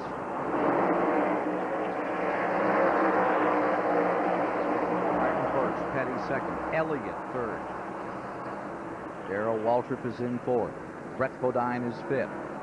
Gordon is in 6th in that 24 car. Right behind him comes Lamar in 7th. And you see Earnhardt in 8th. Let's go back up front. There you see Martin, and there you see the interval he's pulling off between himself and Kyle Petty in 2nd. At the speed in the last lap on car number 6, 118-mile-an-hour average on this 3/4 mile track. Morgan Shepherd's getting ready to re-enter many, many laps down. Again, Dick Berger's down in the 6-car pit. Let's go down there and see what's happening with the 6. Well, Neil, everybody wants to know how come Mark Martin is winning all these races. I asked Jack Roush, and he said, well, here's a piece of it right here in my hand. One of his classmates manufactures this 1800s replica Winchester knife. He's had it in his pocket for every one of the wins with these knee pads. Steve Neal is wearing those. Guess what? He's had those on his knees for every win. He says he's going to wear them for absolutely ever. Luck, they say, is playing a little bit of a role here. I don't know. I just can't believe a knife and a knee pad makes that turn 8,400 RPM. And when he turns, it cuts, and when he mashes brake, it stops. They got a heck of a race car there. And I think one thing about it, we said, you know, here we are with a brand new race car. I would think that was something old. These guys build a used race car every week. They'd like to have you think that it's a matter of knee pads and jackknives and so forth. Look at Brett Bodine in the 26 car in fifth spot, holding his own for the moment. Right beside him is Dale Jarrett, going down a lap, and right comes Gordon behind that 26. About 4 seconds back from the leaders. Brett Bodine having another good run here at Richmond tonight. Take a look at Bill Elliott. Didn't see much of him tonight, and he is squared off in 3rd spot and is running very well right now. He's running 3rd place. That's the best they've run in a long time. They must have had a good pit stop. Guys got him out there, and he's able to hold up position now. Kenny Wallace has gone back behind the wall. Junior Johnson looking on as Bill Elliott maintains that 3rd position. Kenny Wallace has gone back behind the wall in car number 40.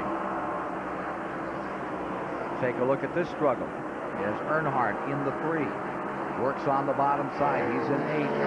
Terry Labonte in number 14 and 7. Ricky Rudd is in 9th in the car 5. And that 24 car in 6 is Gordon. We saw the 2 of Rusty Wallace coming up back there too. Good pack of cars right here. They've been running like this 6 or 8 laps. Earnhardt's tried repeatedly to get around Labonte. He couldn't do it. Labonte's been working on 24. Seems to have leveled out. That group is running just about the best they can do right now. Earnhardt in 8th. Good 3-way battle.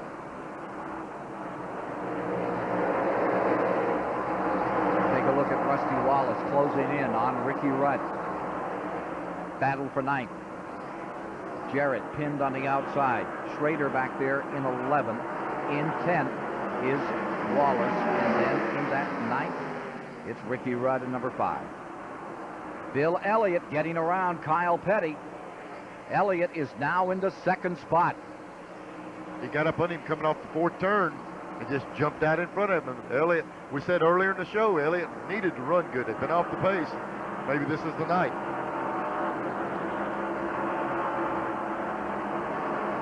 So, at lap 160, Bill Elliott. Looks like the Elliott of old back in the mid-80s as he closes on Mark Martin.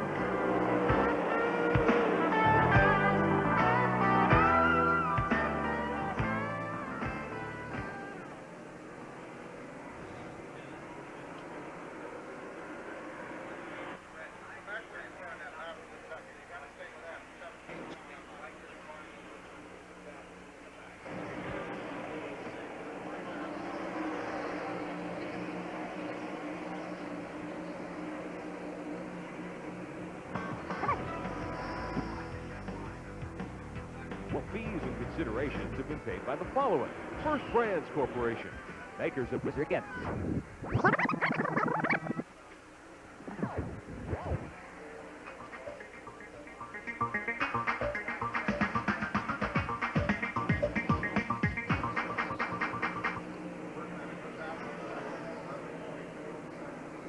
Makers of STP engine treatment. Help stop engine wear before you start. And by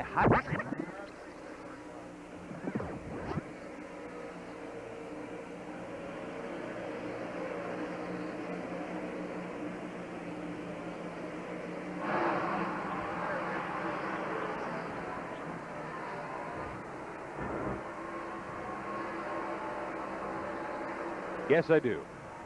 Will I continue or just shut up when I get done? Okay. That's a very polite way to put it.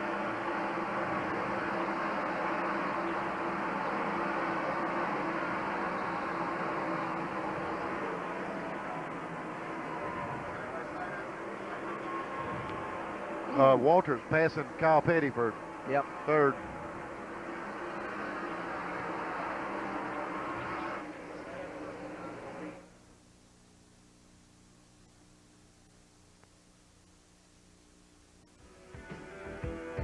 Promotional fees and considerations have been paid by the following. First Brands Corporation, makers of STP engine treatment.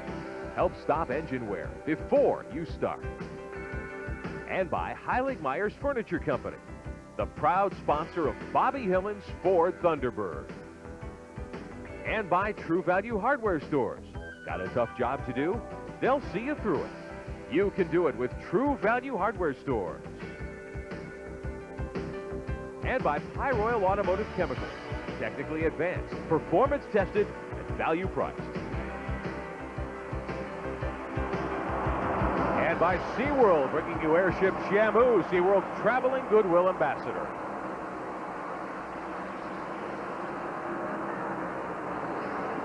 Here's Mark Martin at lap 167, continuing to build on that lead as he goes for his 5th win.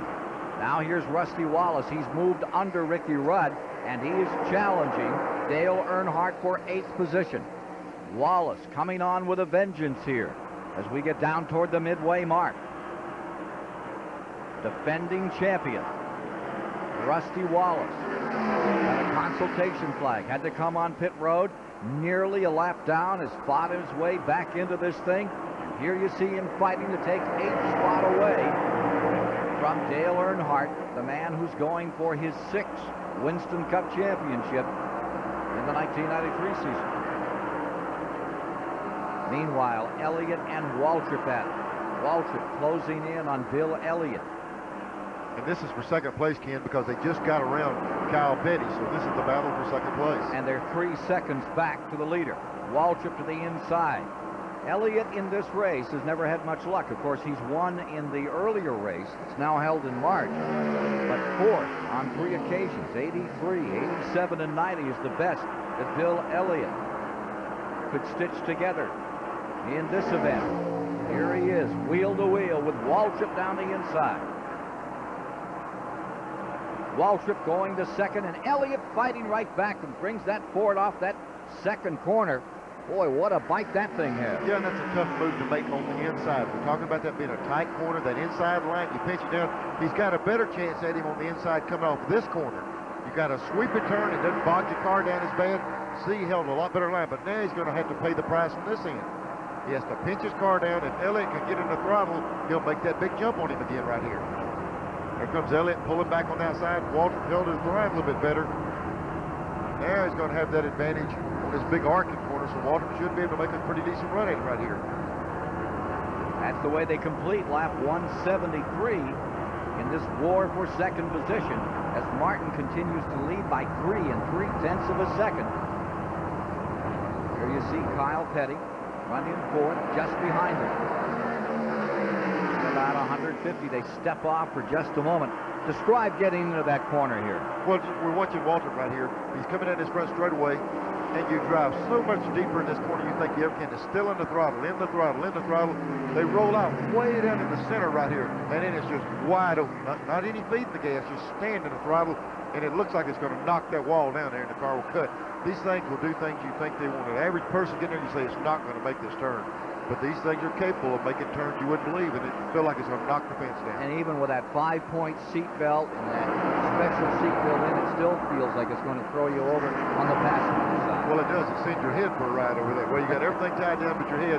That's where you see these drivers doing these big head braces on the side of their seats. Waltrip, 30 top 10s and 38 starts at Richmond, and he's having a phenomenal night tonight, but not as good as Mark Martin's having. The Jack Roush car is on rails and pulling away. It's 3 5/10 of a second by which car number 6, the Jack Roush Valvoline Ford, is pulled out in front. Now, there are the gentlemen that have won 4 consecutive Winston Cup races in the modern era. In 1976, Cale pulled it off. Waltrip in 81, Earnhardt, Gant, Elliott, Mark Martin, all great names for the era. And it's Mark Martin tonight going for number 5. Back to 71, if you're just joining us. The last time anyone won 5, and that was when the season was considerably longer. And in that year, both Richard Petty and Bobby Allison succeeded in 5 wins in a row. What were you doing in 71? I was racing, but it wasn't up here. I was going to little bitty racetracks all over the country running back then. Did you see Jack Roush on top of that toolbox then? You know, he's so used to leading races, I don't believe he gets excited anymore. I think he's getting excited about this. Well, he's got his knife in his pocket. Nothing can happen. I think he's probably got it firmly pressed between forefinger and thumb right about now. It's now 4 5/10 of a second. 4.5 between the 6th and the rest of the field. He's saying, good night, nurse. He's gone. I'll see you. Ken, let me tell you what. If the race fans sitting here wondering what could this 6 be doing to do this week in and week out, what are they doing to do this? Can you imagine what those race teams are? As close as Winston Cup racing is nowadays, they're sitting there saying, hey, man, what are these guys doing to us? I saw last night, even in the Busch race, the Winston Cup people stayed over and watched that Busch car run to see if they could find something out. Take a look at the whole field here. Pick out your favorite as they come by. Come on, Bonnet, you're down there all the time. What do you think Roush is doing the rest of them haven't caught on to? Again, I don't know. Maybe it's just happened and they've got it that good. I don't know. But everybody's hoping they've got something mechanical that everybody else is going to find out about. But they might just come together and going to be something to deal with for a while. Well, unless something untoward goes off on car number 6, it's now 4 8/10 of a second. Like a bandit in the night, Mark Martin continuing to attack in our live coverage here on TBS. Watching Martin try to do what no one has done in the modern stock car era, win 5 in a row. Junior Johnson looks a little determined to change that.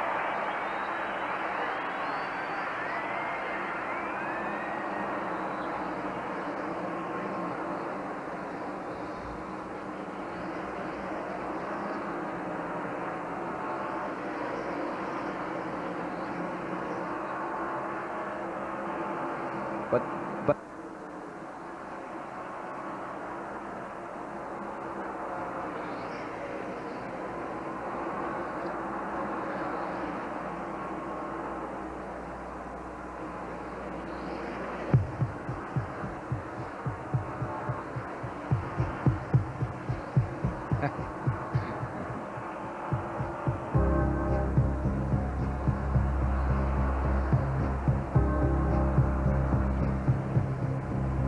yeah.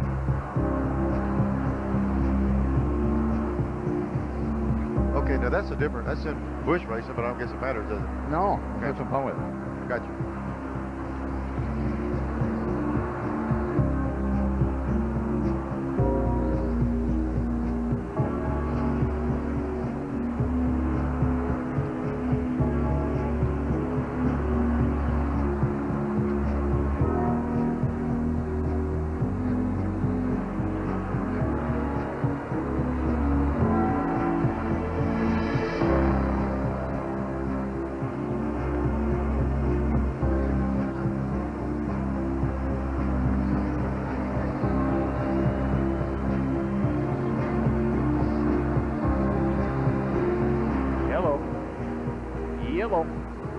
What will we come back on?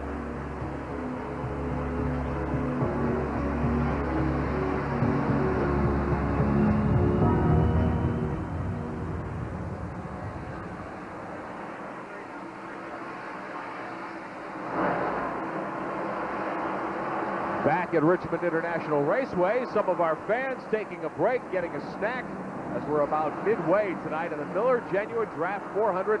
So far, it's been a Mark Martin benefit show, or at least the last 100 laps or so. Great to have you with us tonight live here on TBS. Rick Benjamin in the STP Big Communications Center. We pulled Johnny Hayes away from Jimmy Spencer. You were having such a good time with Spencer. I didn't know if you'd ever come back and see us to talk more about some of these driver changes. Spencer's awesome, isn't he? He sure is, as we watch the leaders work. Tell us about this guy. Hank Parker. This is one of my neighbors. He's one of the world's greatest bass fishermen. I don't have a clue what his fishing's doing there. Well, I tell you what. What about it, Neil? I can tell you what the deal is. Hank Parker's a big friend of a lot of the race car drivers. He goes fishing with a bunch of guys, big sportsman. He's bought a Busch race car. Really? He's going to put he's won the Bassmaster Championship a couple of times, and now he's going to jump on his racing. Hank's not real smart, folks. Uh-oh. Well, we'll look for him out there. But let's take a look at some of the upcoming driver changes in Winston Cup. Now, we know that Wally Dallenbach is leaving Jack Roush. Ted Musgrave takes the chair. What about Wally? Well, Wally's rumored to several different cars. I think he's just waiting to see how everything falls, but he'll end up somewhere. Richard Petty's team? It's one of the rumors. As a matter of fact, I followed up on that. I talked with Richard Petty and Rick Wilson. Rick Wilson pointed out quickly that he had a one-year contract and he would evaluate it after it was over. Richard Petty made it perfectly clear. When I decided to put someone else in my car, we'll let you know. The king has spoken. As only the king can do. Let's show you some of the other changes that are coming up as we look ahead to 1994. The 41 car, the Larry Hedrick team. We know that Phil Parsons is leaving there in a Busch Grand National style. Robert Presley's going to move in. Yes, there's been no announcements on that officially, but I think everyone believes that Robert will be replacing Phil. What happens to Phil? Still going to be a lot of rides come open, and he's one of those key guys that can jump into something else. Phil Parsons back in action this year in the 41 car. Other driver changes likely to come ahead as we see Robert Presley will be taking over that spot in the 41 as far as we know now. That leaves the DK Ulrich car, the 55 open at this point. Yes, and I talked with the people there, and again, they're going to hold their options open, see who's available, because they may have 2 or 3 people to choose from. It's a good race car. Musical chairs, and there's a lot of changes still to come. A couple of drivers who are going to move up from Busch Grand National to Winston Cup next year. Yes, I think Joe Nemechek is going to do his own team, so that's good because he can own the team and he doesn't have to get fired as a driver. Ward Burton's definitely coming up. He's coming up with a Hardy sponsorship. And Hoosier Tire. The Hoosier Tire deal will be his also. Yes, exactly right. That'll be the Hoosier Tire car. So that'll be really interesting to watch too. And there are other changes we'll talk about, I guess, a little later on. Riding with Mark Martin here as we review the changes and the transition that's going on. Pretty awesome how many changes are happening as we look forward to 1994 and that first race at Daytona. 195 laps complete, 5 away from halfway, and Martin's lead is being cut into. Waltrip is definitely closing. Remember how it was 4.5 seconds? Throw that one away. It's now 3 4/10 of a second as Waltrip and Elliott are definitely closing in. I guess he's run the wheels off that number 6. I'm not so sure. I think Mark was just lonely out there, and he wants some company. He's so tired of running around out there by himself. Wants a friend. But we've seen Mark get out there. He did the Busch race last night. He'd lead the race, and somebody come up on him, and all of a sudden he'd squirt that thing out there and get a 2-second lead. They'd close in. He'd move out. He's so used to running these races, kind of like a golf. Some guys are good leaders. Mark Martin's an excellent leader. He gets out there, he runs the pace he needs to stay out front. Well, the guy that's just cleaning house right now continues to be Rusty Wallace. After losing time, being sent to pit road, he's come back with a vengeance. And right now, Wallace has got himself up into 5th spot. He's taken Bodine, he has taken the number 24 of Jeff Gordon, and he continues to be as quick as anything on the racetrack. Here's Wallace looking for Kyle Petty in the 42 right now. Martin stays first, Darrell Waltrip second, Bill Elliott third, Kyle Petty fourth, and this man, Rusty Wallace, is 5th in our live coverage here on Turner Sports tonight. It's about 6 7/10 of a second from leader Martin back to Rusty Wallace on this 3/4 mile track right now. In 7th, there you find Jeff Gordon. In 8th is Rick Nash. 9th out here is Terry Labonte, and 10th is Earnhardt. 11th is Ricky Rudd. 12th is Schrader. Gant is running 13th as we come to halfway. We are at halfway. Mark Martin takes the halfway award tonight. In car number 6, about to put another lap on Dave Marcus as you ride with him going down the back straightaway. If you're just joining us, 71,000 seats here at Richmond, Virginia. Every one of them sold since last April, and what a race they're seeing as Mark Martin tries to rewrite stock car history books and win 5 in a row. Hasn't been done since 1971. Hasn't been done in the modern era of stock car racing. And the young man from Batesville, Arkansas is determined to do that here tonight. We're with you all the way to see if he can pull it off. And I tell you what, he's headed in that direction. Boy, look at Rusty Wallace just drive right around Kyle Petty. Kyle's been running good. Oh, my heart move. He just went up the outside and flew by. Yeah, I'm sure Rusty knows if he can get that thing back to the front. He was the man leading the race to that black flag. And he was a little upset with the call, so I'm telling you, once he gets there, he's going to be rooting around to go to the front. Well, it's his sponsor. It is the sponsor of the event. And here comes Earnhardt around Ricky Rudd. That's back there in 10th spot. They've been dicing for a while, first one and then the other, and now it's Earnhardt again, taking the high side, and on the rim ride, collects that spot back again. That's Earnhardt 10th spot. Osborne to Rudd, now he takes it back. Yeah, that's 10th, and that's a half a lap behind. That's a good indication of the way Mark Martin is running. They're just about a half a lap behind Mark Martin.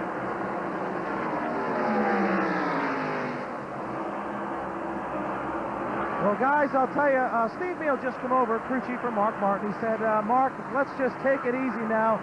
Let's ride and take care of our stuff. I listened to the scanner back at Darlington a week ago, and Steve keeps him so calm in the race car, and he sounds very calm tonight. I believe Mark's running about 90%, but as we stand right now, no question about it, the two fastest cars on the racetrack, Rusty Wallace and Mark Martin, but Mark is not going to race until he's got somebody to race with. Need to check that interval between first and second.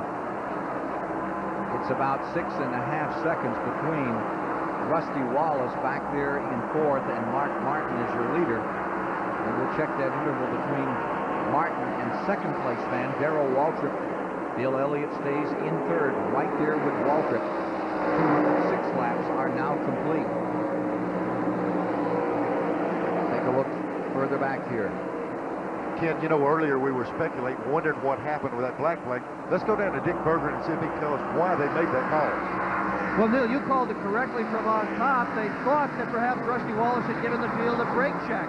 The crew down here vehemently argued that's not what happened, but that was what the penalty was all about. Dick, you know, they called us up here and said they thought it was a brake check. That's just a judgment call. You know, Rusty was on the pole, and as he tried to get off the corner there, he just got a good shot. They called it that. You know, it's a tough call to make, but Rusty's having to pay the price, but he's coming back. A little short braking was the call. He stood on it a little to discombobulate the rest of the field. That's a great short track trick. I'm sure you never did that, Neil. Well, I did it several times, but I never got black flag for it. You never got caught. Always make the guy behind you look awful when you do that. Here comes Mark Martin putting another lap down, this time on Strickland. He continues to shake, ramble, and roar around Richmond.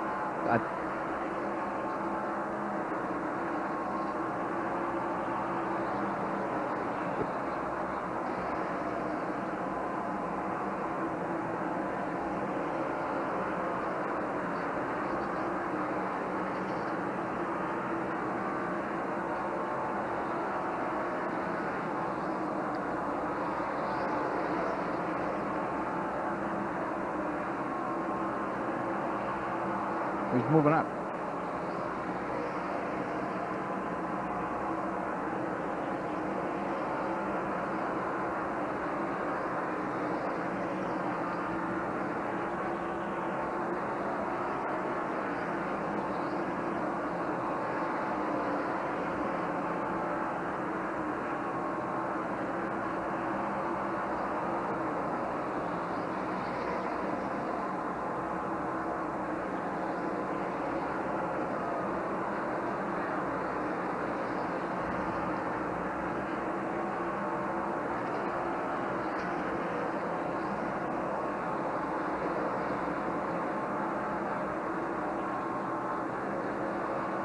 214 laps, 160 miles in this 400-lap race, and this 3/4-mile track have been completed. Waltrip's in second for Martin. In third spot, it's Bill Elliott having a great night here at Richmond. In fourth spot is Rusty Wallace, and he's the quickest thing out here. And in fifth place, Kyle Petty.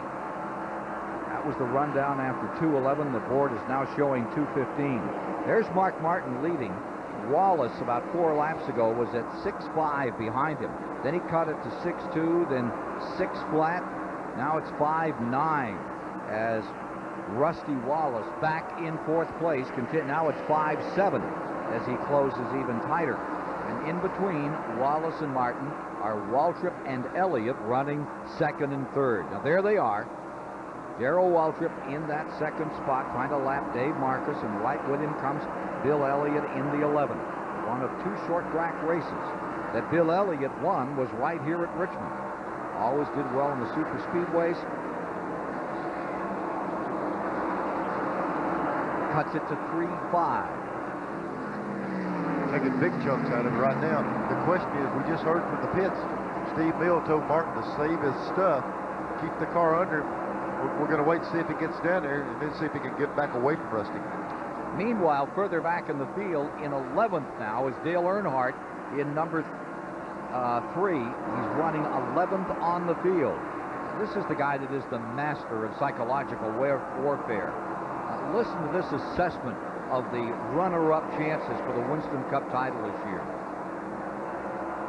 Well, they're just in a win-win situation. They got to go for it. If they try to take it easy and just finish good, that ain't going to gain them anything. They got to go out and try to win races, because we're going to go out there and run hard, try to win the race too. So it's still a race. You got to race hard, and I'm glad to see them 3 cars up top every week. It's been, since Bristol and Darlington, we all been up front racing. So I hope it comes down to like that for every race from here on to the end of the season. It's nice you can say that when you got a 300-point lead. Yeah, you don't right. mind seeing those other guys around you. But I tell you what, nobody's told Mark Martin yet he's out of this thing. 8 races are left in the season. Earnhardt has won 5 times here at Richmond over the years, and now you're riding again. Live pictures from Mark Martin's car. Boy, what a great job they do in that wall up in turn 4 here, this Richmond track. I always used to body, you'd see them run right down on it, and you knew that sooner or later somebody would pinch somebody into it, and they'd have a whale of a wreck. They've done a good job in fixing that. Here's Martin staying in front. Waltrip and Elliott still in this race now is following a pattern. Stabilized right there with this number 6 out in front, and the story of the race is Wallace in the number 2, who continues to clamber up, taking a little back on every lap. By the way, Rick Wilson, all battered and tattered, car number 44, is going to come back on the track many laps down in the STP car for Richard Petty. But it is soundly crashed. Just coming out, it's been in what, 50, 60 laps. There's the 11, Elliott, staying third. Ken here with 11 car. Let's go down to pits with Dr. Dick Bergeron, the editor of Stock Car Magazine. He's got us an update on this 11. Oh, I love that throw, Neil Bonnet. I'm with Mike B. Mike, what have you got for Darrell Waltrip and the 6 of Mark Martin? Well, the car's got a little tight right now, but, Dick, we come a long ways in a couple weeks, and I think we kind of know what we've done wrong tonight. We'll just ride out here and hopefully have a good night, but we're going to keep working. This is a new car at Darlington, and Tuesday morning we cut the front frame section out from under it, so we really brought a new car up here in its front wheel, so I think we'll be okay. Boy, Billy, it's hot. Look out. Randy Pemberton? Barry Johnson standing there. Barry, you're certainly one of the best 2 or 3 out there. Do you have anything for Mark right now when Rusty's coming? He's the man, You have to take care of your brakes up here, and our Western Auto Chevy's running good. It can run a little faster, but we're just past halfway. Mark's going to be awful tough to beat, Certainly we're going to try to be the guys to do it, but we're happy. It's a big turnaround for us, and we felt like it would come in time. Barry Dotson doing a good job for Darrell Waltrip. Does a good job for anybody with whom he's connected. Here's Mark Martin staying out in front. and Elliott having a very good night. You know, Elliott's only led one race this year, Neil. That was in July when we were down there watching you doing your aerial antics there at Talladega. Yeah, flying around here. And talk about flying. Now, we just heard from the pits, Ken, talking about brakes. He said, you got to take care of your brakes. Let's follow this 2-car and take a look inside this left front wheel when he goes down. He's going up this back straightaway, and watch when he stands on the brakes. I want you to take a look inside this wheel right here at the brake rotor. See that thing turn cherry red inside there?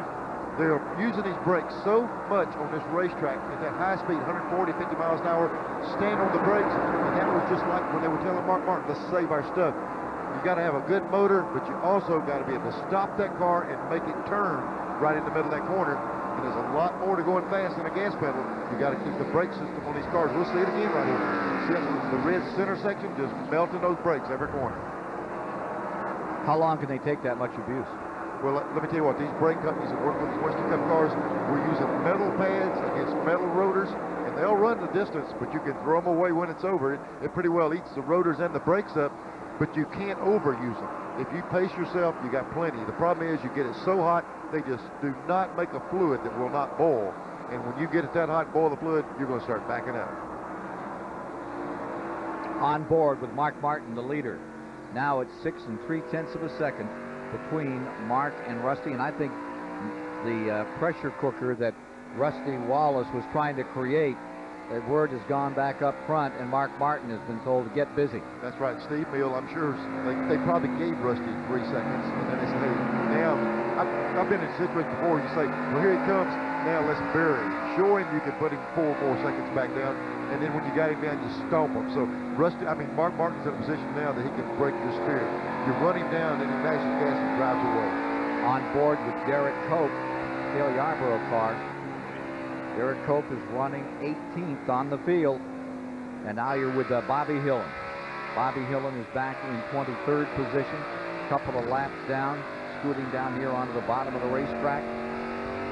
Working his way around here in front of this sold-out Capacity House at Richmond International Raceway. Great night for racing on Turner Broadcasting, and we'll be back come October at Charlotte. Bring you the 500. Yeah, that was an interesting shot when we were watching Bobby Hillen. You see him working that steering wheel back and forth, back and forth. And when we see a picture of Mark Martin, it's like he's on a Sunday drive. This car works so good, very little movement of the steering wheel, and the guys that are chasing, they're jacking those cars all over the racetrack, trying to keep up. Mark's car is like it's on a rail. Putting a lap on the pole sitter, Bobby Labonte, as we've completed 233 laps. Grains of sand dropping away here as our Raybestos aerial platform gives you the view of this great facility in Richmond, Virginia, where it's all Mark Martin right now.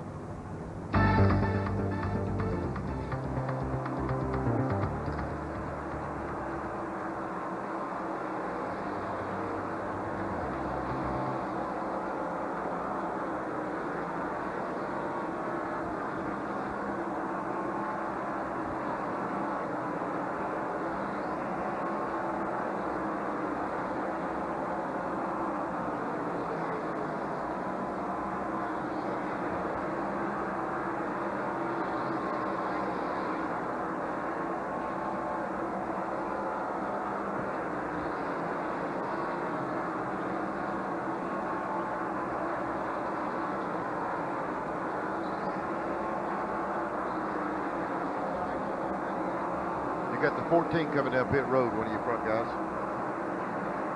Well, he was a front guy. He's 10. He's doing all right. Thanks, Fred.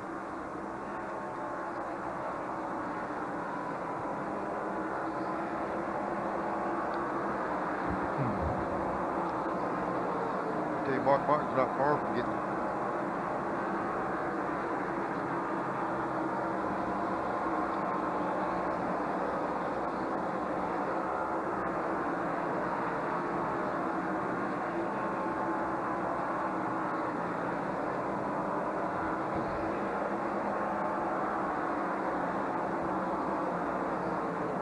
One reason I think he picked the pace up, he's got a bunch of key players right in front of him. He can go ahead and lap them. Okay, thank you.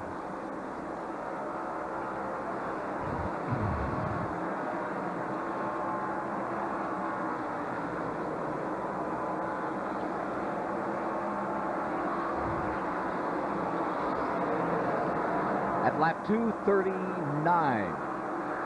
Anticipate pit stops under green in about 3 to 4 laps. Mark Martin to come in here, make a pit stop, and it will be teamwork that will count. Down on pit road, we'll have our cameras there for you. Look at this battle as you're watching Derek Cope, the leader, right behind him, trying to put him another lap down. There goes that number 6, scooting right by. Mark Martin, you're on board with the leader as he comes down the main straightaway.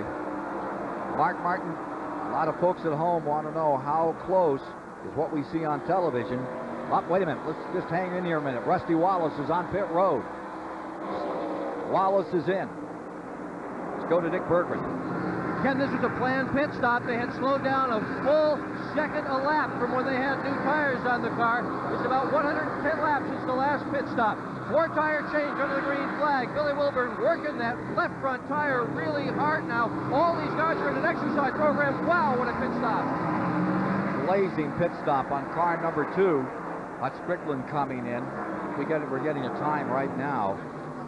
And now car number 6, 19.4 on the lead on that Rusty Wallace car. And now the leader is coming in. You're riding with Mark Martin as he eases down at 45 miles an hour. Speed limit on pit road. Let's go down to Randy with car 6. Well, Steve Neal's crew all over, and I think they're going to try and take it easy. Had a nice lead. Mark was running comfortably out there. The left side tires are being loosened up. Right sides are on. Jack is down on the right-hand side. Second can of gas already in. Crew looking very smooth here. They're going to move the right front tire that was taken off away so Mark can get away clear. The car is down and away. Mark's gone. 20.6, a nice smooth pit stop. Kyle Petty's in up pit road. Most of the leaders are coming in. Wally Dallenbach is in. Waltrip has stayed out in the 17. Schrader is now coming onto pit road. He had picked himself up to 4th. Waltrip leading, Elliott's in 2nd. Those 2 cars have been running 2nd and 3rd. There's Schrader in. Right side rubber on that one. Yeah, the guys that lead longer than Elliott are 2 of the guys that are notorious for gas mileage, so they'll stay out there long time. Schrader getting good service right here with his car. Jeff Ford. 17 coming down pit road, the leader coming in. Following DW. Let's go back to Randy Pemberton as we wait for car 17 to make this critical pit stop. Harry Dotson and his crew wait for Darrell's arrival. Of course, this is one of the teams that has practiced their pit stops over the air. He's just ahead of Jeff Gordon on pit road. They're going to the right side. Gordon pulls away. Dick Trickle also behind him. They're done with the right-hand side tires right now. Going around the left-hand side. This crew's flying. It looks like a pretty good stop. He wants to try and make up some ground on Mark Martin on pit road. They've been desperately working on their pit stops. He's down and away. Great pit stop. 17.9. Oh, yeah, that's a tremendous stop. The guys must have been working on it to get him out. That's a Rusty Wallace type stop. Look at this. Here's that second place car, and Derek Cope coming in as well. You see Elliott on the outside, Derek Cope right there with him as they come down, and let's watch Elliott stop. Junior Johnson team ready to go to work. Here's Dick Berggren. Elliott has soldiered his way to the front all day. He started way back at 26. Hardly anybody even noticed that he was here. But here he is now on pit road, coming out of the lead. The brake rotors on the front of this car are glowing absolutely cherry red. They are using the brakes for all they're worth here at Richmond Speedway. 4-tire change, as has been the case for everybody, and Elliott is gone. And a good stop by that crew, as you would expect. And right with them comes that Derek Cope group. And take a look at 25, and look what's hanging off the back of it up there on the top of the window. Right in the left rear window. They were working on the wedge, just in the chassis some, and they left the ratchet and the extension down in there. NASCAR black flagged them. That thing flies like goes through a windshield. It'll hurt somebody, so it'll be a stop and go. They'll stop, they'll snatch that ratchet out of there, and he'll be gone. Boy, is that costly. That speed limit on pit road really cost you some distance. So, back comes Ken Schrader. Costly error after that pit stop under green for the Schrader crew as they settle down and get back with the program. For the moment, Labonte has the lead. That's Bobby Labonte, the kid that sat on the pole. Former Grand National champion, runner-up a year ago in Grand National. And currently one of the leading rookie candidates. He should be coming in shortly, staying out for the moment. Martin stays second. And here's the key right here. Look at this thing. This is going to be shakeout and be the lead in just a minute. The 2 is right there with the 6 car. And after these pit stops, this is going to be the battle for the lead. Michael Waltrip is being shown 4th, Darrell 5th, Elliott 6th, and Dale Jarrett just behind it. Now they're bringing his number down. Well, Rusty tried to get around him just a minute ago. They both had tremendous pit stops. And I'm telling you, this is going to shake out and be the battle for the lead after the full set of stops is over. Bobby Labonte has yet to make his pit stop. Therefore, he relegates Martin and Wallace, 6 and 2 respectively, into a battle for 2nd place. Labonte came around again. He's going to stay out a little longer. But he's running, like they said, a 2nd off the pace. The older tires are a 2nd slower. Even though he's leading the race, he's giving up valuable distance on that track.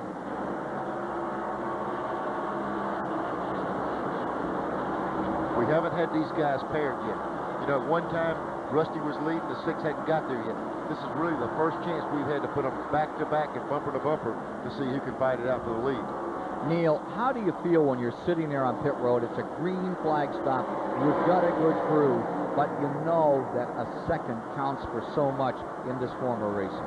Ken, people won't believe how busy you are when you pit. We sat here and watch him come in. They jack the car up. Well, the driver comes in. He's got a specific spot. He parks the car on. He can't miss it. 6 inches. He gets the car in neutral. He puts the clutch in. He's got his foot on the brake, and the toe of his foot on the throttle, his heel on the brake. He's getting in first gear. His cue when they drop that jack is to leave. So even though it seems like a long time, the driver's pretty busy. The only time you notice a difference is when they have a problem and you sit there for a long time. But it's awful tricky to sit there and watch those guys just drive away from you when you're sitting on the jack. Give you ulcers? Yeah, you know the guys are doing the best they can out there. They're doing everything they can in those pits to get you out. And just sometimes they hit a perfect stop and sometimes it's a problem. The key is just to get consistent stops, and that's what Rusty and the 6 car are doing. In the battle for 2nd spot, Gant going another lap down. He's running back in 15th spot, and they're about to close up on Jeff Purvis. Waiting for this confrontation to really get nailed down between these 2 guys who at the moment stay in 2nd spot to Bobby Labonte out in front, and still Labonte has yet to come in. They're still showing him as the leader. And there he is. And there you see Jeff Purvis in the 4, and he may be getting ready to come in. Here come the leaders by him. Trying to find a hole. Bobby Labonte is trying to get in. Just as the 2 went under, came over like somebody. Boy, they almost had wrecked in the corner. And we saw one there a moment ago. We saw Wallace earlier just throw that car in turn 4. He had twisted it sideways. Dick Berggren waiting on young Bobby Labonte. This crew has been waiting on Bobby Labonte, too, Ken Squire. They have been on the edge of the seats on pit road waiting for Labonte to come in. Labonte now in. What a crop of rookies this year. This kid has shown everybody a lot in the last several weeks. Tim Brewer, the crew chief, on the left front. He's been with lots of winning teams, and he is soldiering these guys forward today. A lot more than a pole being shown by this young team this afternoon, this evening. 22.7 for their pit stop. Not a great one, but they got it done. First pole for a rookie this year was pulled by Bobby Labonte for this race. If you're just joining us, we're now at lap 260 of 400 to be run. As Bobby comes back into the race, we've got a squabble up in front. It's the one we've been waiting for. Here's the Ford, number 6, Mark Martin, and the Pontiac of Rusty Wallace squaring off for another round. And that little bit of hesitation getting in the pits gave Mark Martin a little bit of breathing room, and he got away from Rusty. But now the 6 is in some traffic, so Rusty's got the chance to close in again. There's Hensley down low in the 7, Jeff Purvis in the Morgan McClure car. Now further back, there you see Rick Maston. Right behind him, it's the 5. Rick Mast is in 7th. Ricky Rudd in that 5 car is in 8th. Gordon, number 24, in 9th.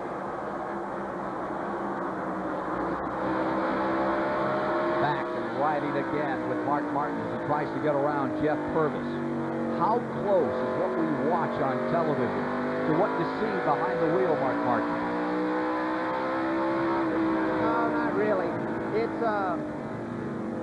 a lot better than nothing, but it's still a lot different when you're getting all the sensations in the seat. What are the sensations we're missing? The slide of the car. You know, the G-forces, the slide of the car. Are you all the time sliding in the corners? My car is. Okay, people, let me tell you what. When I tell you to lean to the right as it goes in this corner, I'll show you what it feels like. It's just a matter of what Mark's talking about. You pull so many G's in the corner. See the head brace up there on the side of his helmet where it says Power Oil? Right there it goes in, and his helmet is actually flexing that piece of aluminum over. He's pressed in that right seat. The car is actually squirming around under it. He'll go in and put the car in the place he wants it, and it'll slide over about a foot. So you just every lap calculate on how much slippage there is on those wheels. And when he says that, I mean the car does not track in the line you put it. It's always trying to slip out from under you. And it always looks so solid when you see these pictures. Well, because the guys know how to slip it and not let the thing get out from under them. It's kind of controlled drift all the time. Battle continuing. Ford versus Pontiac. Mark Martin going for 5 in a row. Can he do it? We'll see.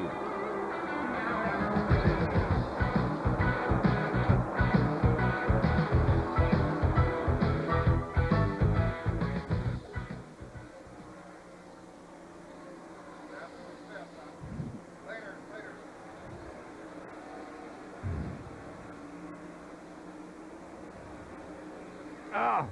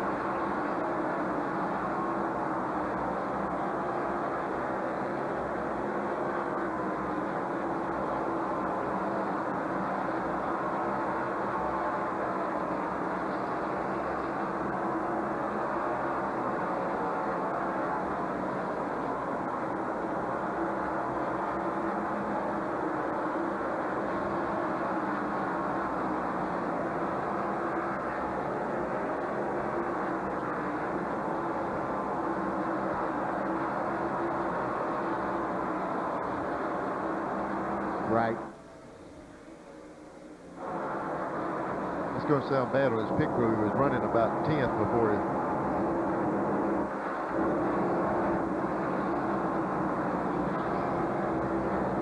.271 laps complete of 400 in the Miller Genuine Draft 400. Coming to you live on TBS from Richmond International Raceway. And look who's in front. Car 2. Like a Black Panther.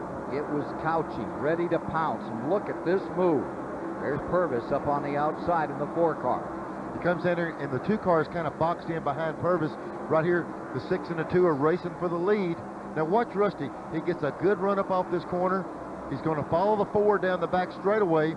Got him boxed in, but watch this get out of the box. Now he's going to go under this car, but this pass is not over. He comes in behind the 30, then he moved right outside and took the lead.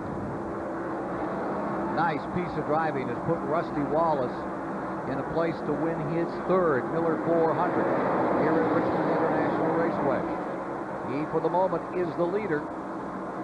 Mark Martin has fallen to 2nd spot. Incidentally, Bobby Labonte, who led for some time as they came in that green flag pit situation, he went from 1st back to 16th. 10 cars remain in the lead lap. So now the situation is Wallace in front. Martin in 2nd. Take a look at the race story here. Ernie Irvin got out to the lead. Then it was Bobby Labonte. Rusty Wallace had an early shot at commanding the race. We had our first caution at lap number 59. That was when the 28 blew up, Ernie Irvin.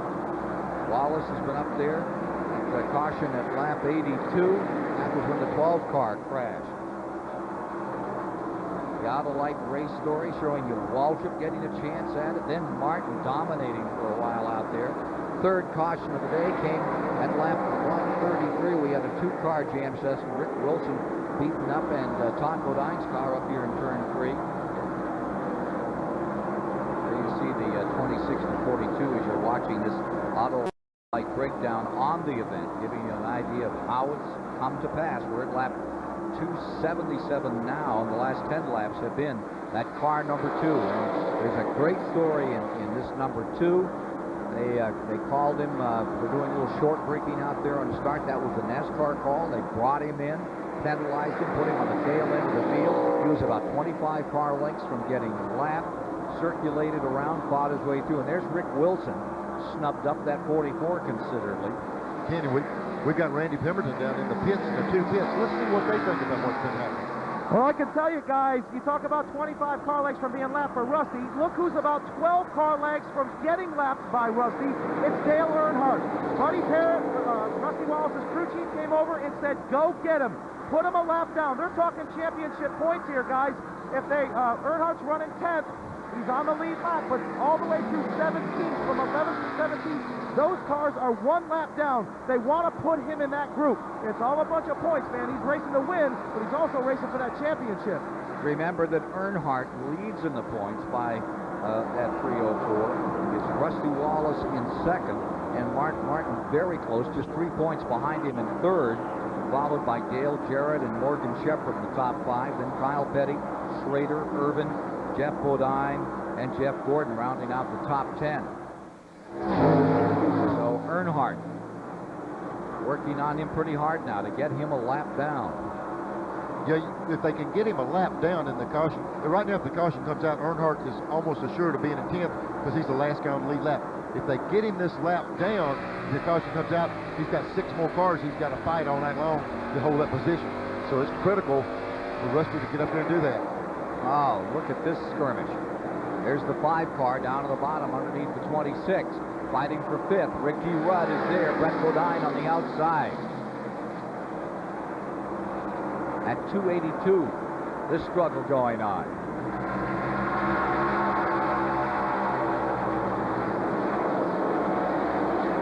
See Rudd trying his best to get up around that 26 car, but you get 2 cars evenly matched like this, it's hard to make that pass. They've raced hard all night long together. Every time we look up, these 2 cars are together. Look at Jeff Gordon right there in 7th. Kyle Petty's right behind him in 8th.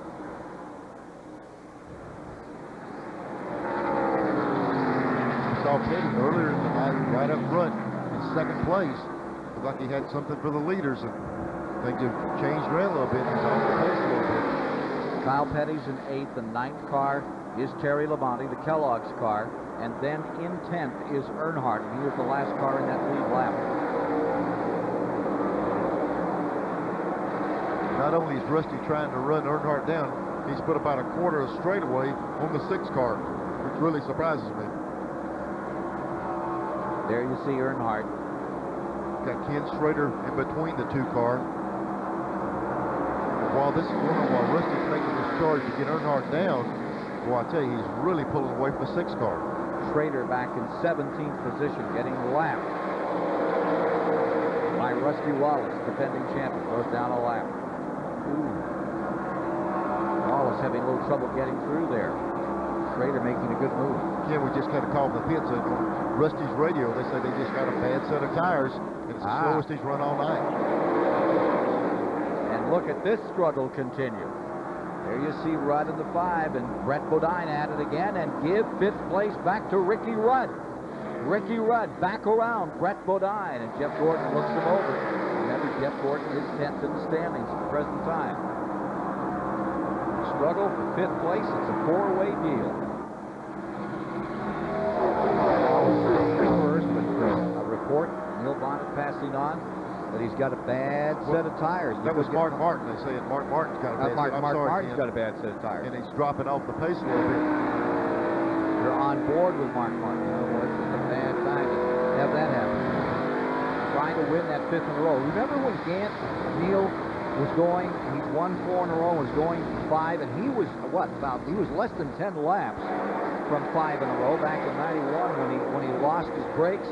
And Earnhardt passed him for the win. What was North Wilkesboro, wasn't it? Yeah, it was North Wilkesboro, but let me tell you, they were so good with that cambered rear deal, he almost won the race anyway with no brakes.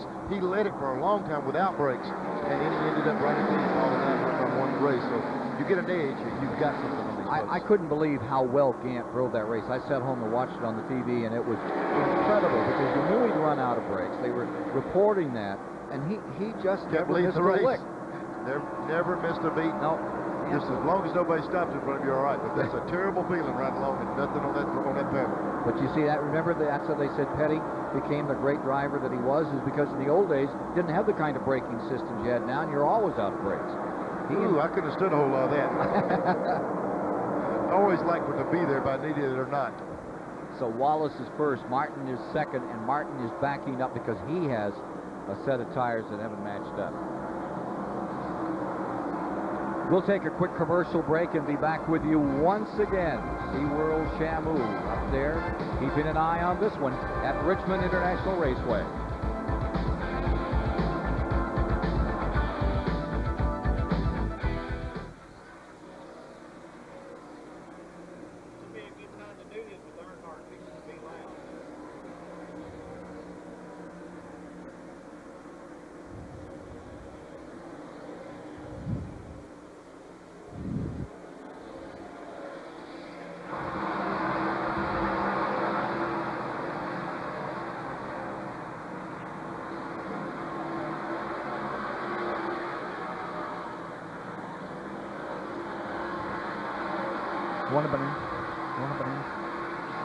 We need a cameraman. Hello, hello, hello, hello, hello. Hello, hello, hello, hello.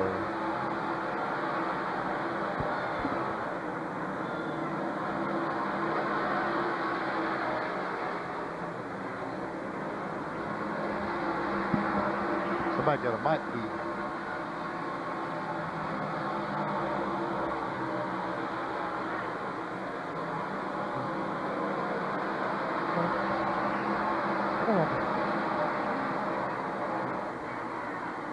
No, I'm hearing natural sound. That's all.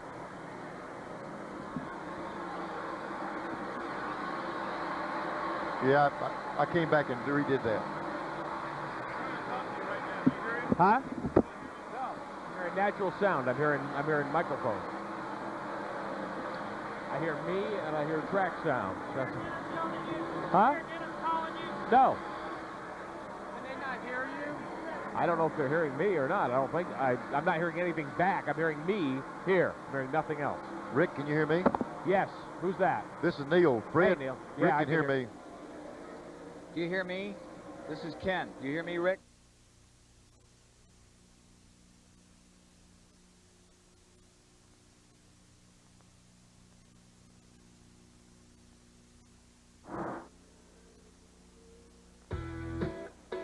Promotional fees and considerations have been paid by the following. Phillips 66 Trop Arctic Motor Oil, the high-quality motor oil for year-round engine protection. Long live your car with Phillips 66 Trop Arctic. And by Ray Bestis, the best in brakes. And by Cellular One. Cellular One reaches clear across America. Just think how clear it'll sound across the street. And by the U.S. Air Force Reserve. For most people in the world, the intense power of the F-16 is thousands of feet above. For you, it's a phone call away. The Air Force Reserve, a great way to serve.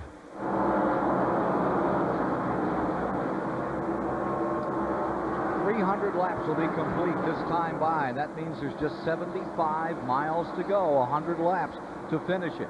And here at Richmond International Raceway, TBS pleased to bring you the Miller 400 tonight. You're watching live as Rusty Wallace is now leading Mark Martin. Martin had built up a lead that seemed insurmountable. He seemed bulletproof.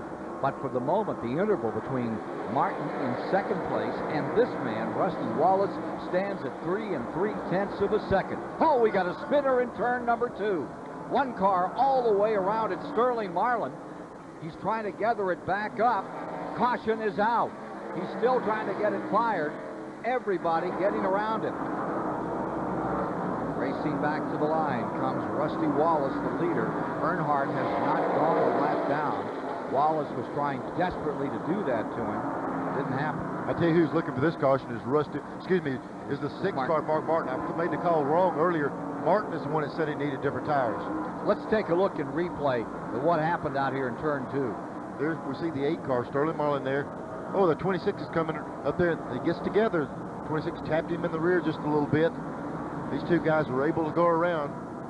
They back up right up almost in the groove. We see there goes Labonte by Kyle Petty. And he is in the groove. They're coming either side of him now. He's all the way up there. Boy, it got scary because he stayed out there for a while. Now Sterling Marlin, that won't bother him. He'll just fire it up and get back in here. Flat spotted some tires. There's the leader in. Let's go to Dick Burke. Rusty Wallace team really didn't want this pit stop, Ken Squire. The car was running absolutely perfectly. Rusty Wallace radioed back, don't change anything, give me the same tires that I have got. We have been also listening to Roger Penske, who has been telling him, run down low, go get him. You know who him is. Randy. Mark Martin is in on the left-hand side. There was reports they're going to go with about 1.5 rounds of wedge out. Mark had a little bit of a push. They probably adjusted a little air pressure. Maybe not. I never saw a wedge wrench go in at all, so I did not see any wedge taken out of that car. I'm not believing this. They changed 4 tires on the Rusty Wallace car and put him out in 16 seconds. 16.6. That's about as quick as you'll ever see. Wow, tires go. 17. Oh yeah, really slowed her down. But you know, 19 seconds used to be the gauge. 16 is unbelievable. Rest of the field coming in. We're under caution. They have the Sterling Marlin car fired. We'll be getting ready to run again in just a few moments. Stay with us.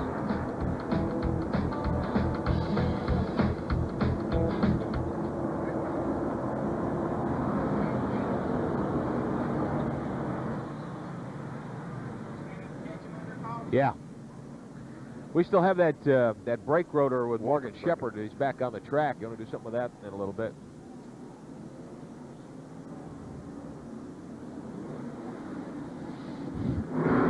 Morgan must have had a heck of a stop. Yeah. Got ahead of the 6 car. 11 did too.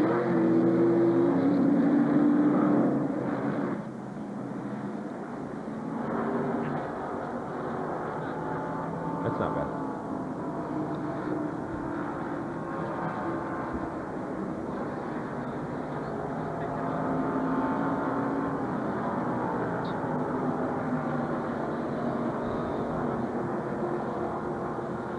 Do we want to go ahead and do this? No, we'll probably do this first, and then we'll come Yeah. to you.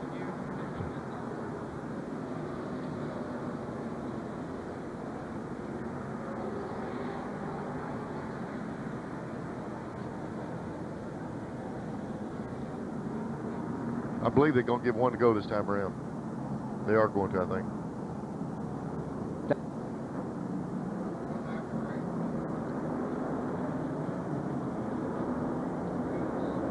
Yes. Yeah, they're going one low. Just give a signal.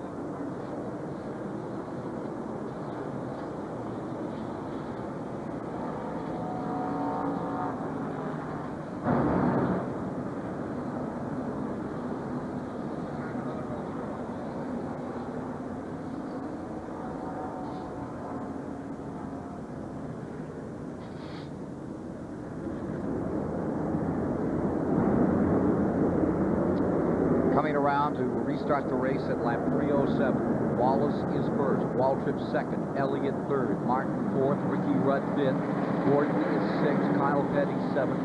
It's Brett Bodine in eighth, Earnhardt is ninth, Terry Labonte is in 10th. 1 lap down in 11th is Gant, 12th is Bobby Labonte, Rick Mast is 13th, Schrader is 14th, 2 laps down, Strickland in 15th as they take 3.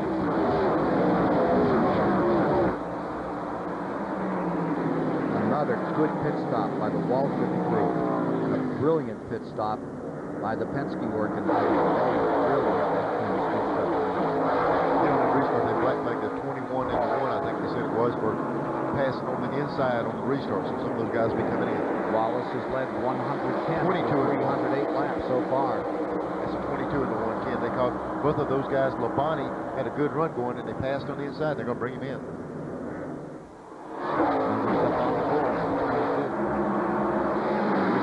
That last car in 11th spot down on the bottom, trying to fight his way back into this thing.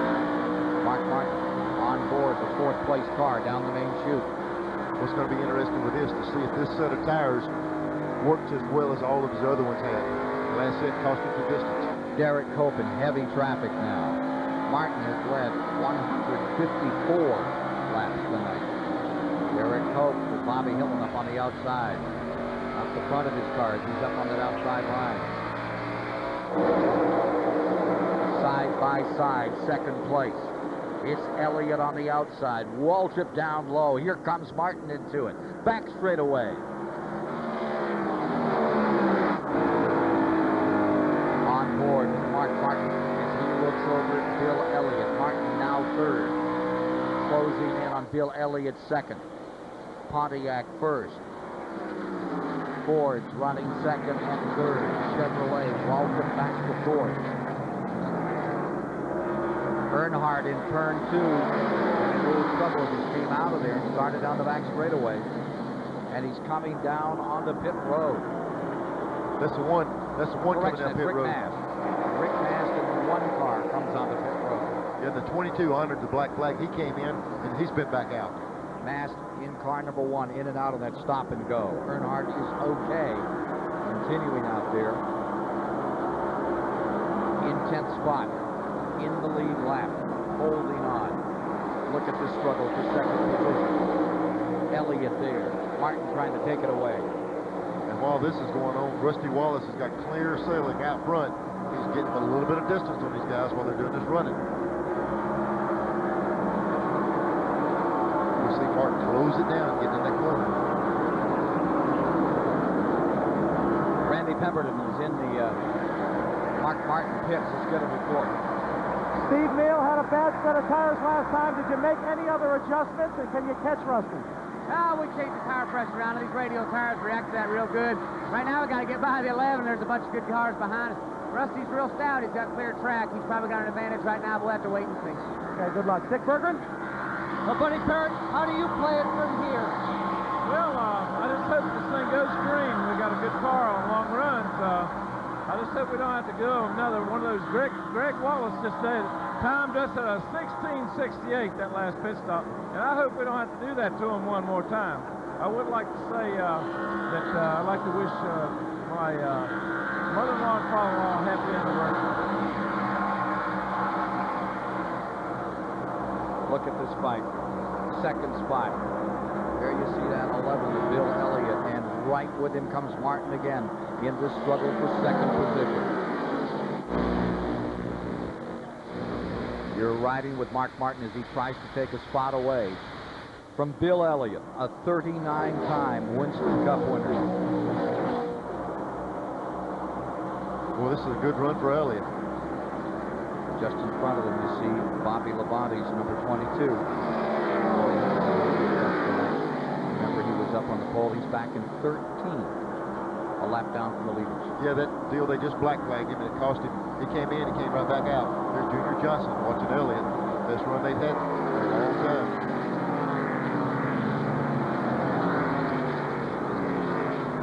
Will that string be broken tonight? Number 6, Martin, just joining us, has won 4 Winston Cup races in a row. Here's a battle between 4th and 5th. Waltrip has it for the moment. Rudd in the number 5. Down on the bottom, trying to take it away. In all, the last 7 races, 3 Grand National and 4 Winston Cup events that Mark Martin has participated in, he's come home the winner. But in Winston Cup racing, nobody since 1971 has won 5 in a row, and that's what Martin is attempting to do tonight. But to convert 2nd place into victory looks like a toughie now with 320 laps complete, 80 to go. And Rusty Wallace, who came from almost a lap down, made it up. And he's scratching, biting, fighting his way around turn number 4 out in front. Has himself an advantage of about 12 car lengths. Yeah, this right here with the 6 car battling with Bill Elliott. Both of these guys are running each other really hard, and Rusty's just sitting out there cruising away. So it's going to, if he gets much distance on it, it's going to be hard for him to make it up. 321 complete. This is the battle for the moment. It continues between Bill Elliott and Mark Martin as Rusty Wallace continues on his way toward a third victory here. We'll see.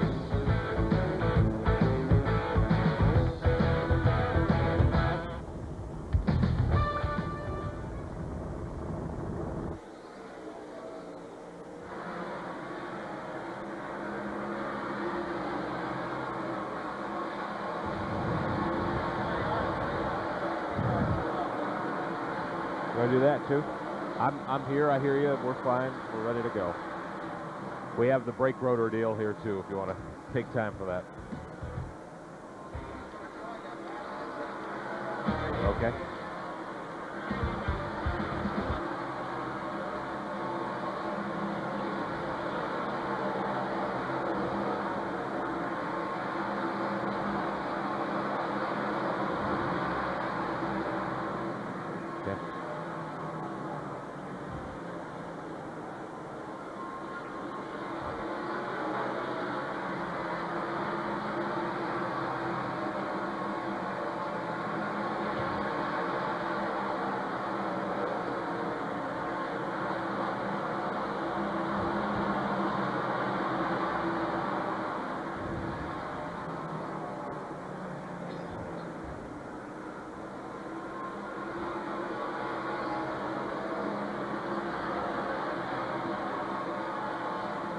Oh my.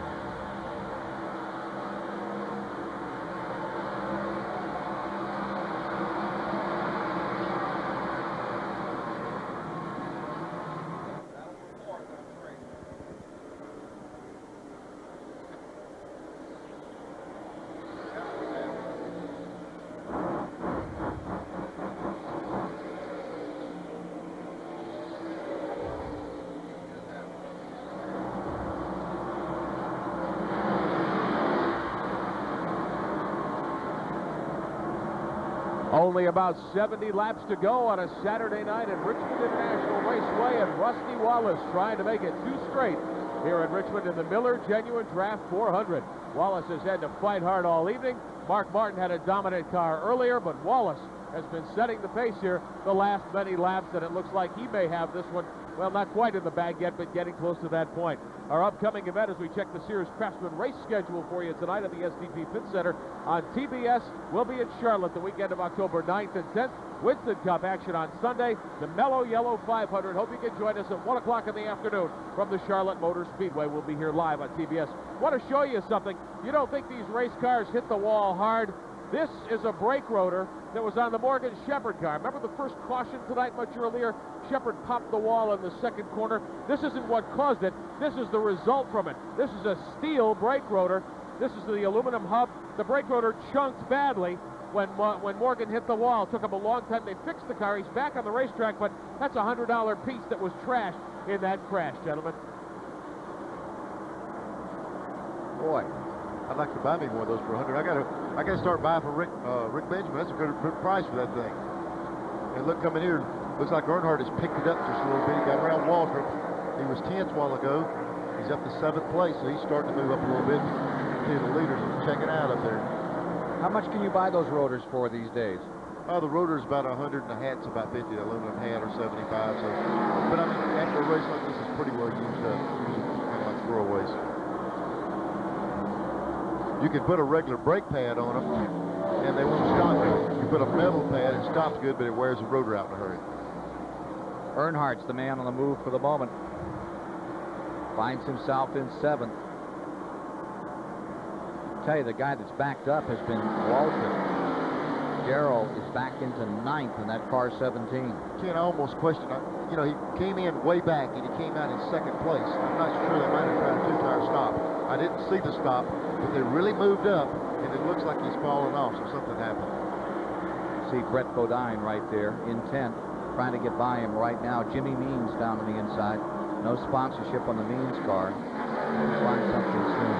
Here's Waltrip in the 17. Brett Bodine coming after him. Schrader, running a lap down, actually 2 laps down, is in 14th. And here comes Brett Bodine again to the inside in that Quaker State car. Works it down to the bottom and closes in on Darrell Waltrip. Battle for ninth. Wallace still out in front. Elliott second, Martin third. For the moment, this is the battle. 325 laps complete. My correction, 335 laps complete. There's Walters still having a little trouble going back further. He either got a mismatched set of tires or he went for 2 because something's really dropped him off.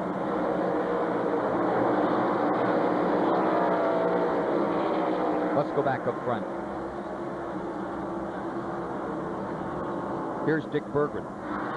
Interesting story on the lead car, Ken Squire. They're calling it a brand new race car.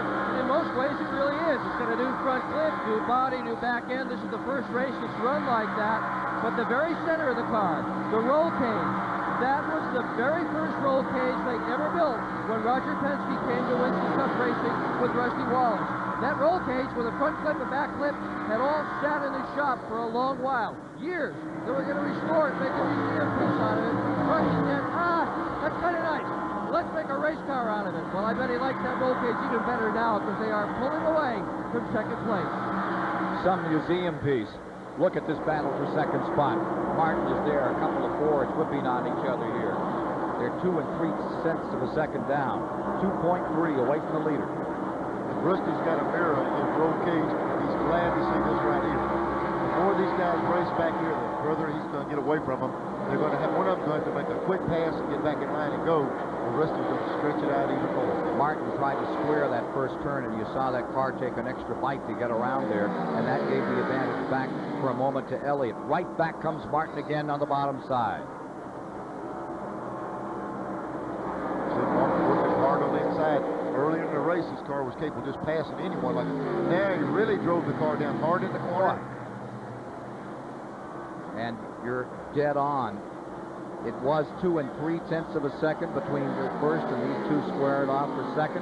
Now it's down to back to 2.7. Not down, but back. Yeah, Ken, they're losing almost a half a second a lap by running each other hard here. But I mean, they're racing for second place. First thing you got to do is beat this guy, then worry about the next one. So for the moment, Elliott has that position back. He's the second, Martin the third, Russ the fourth.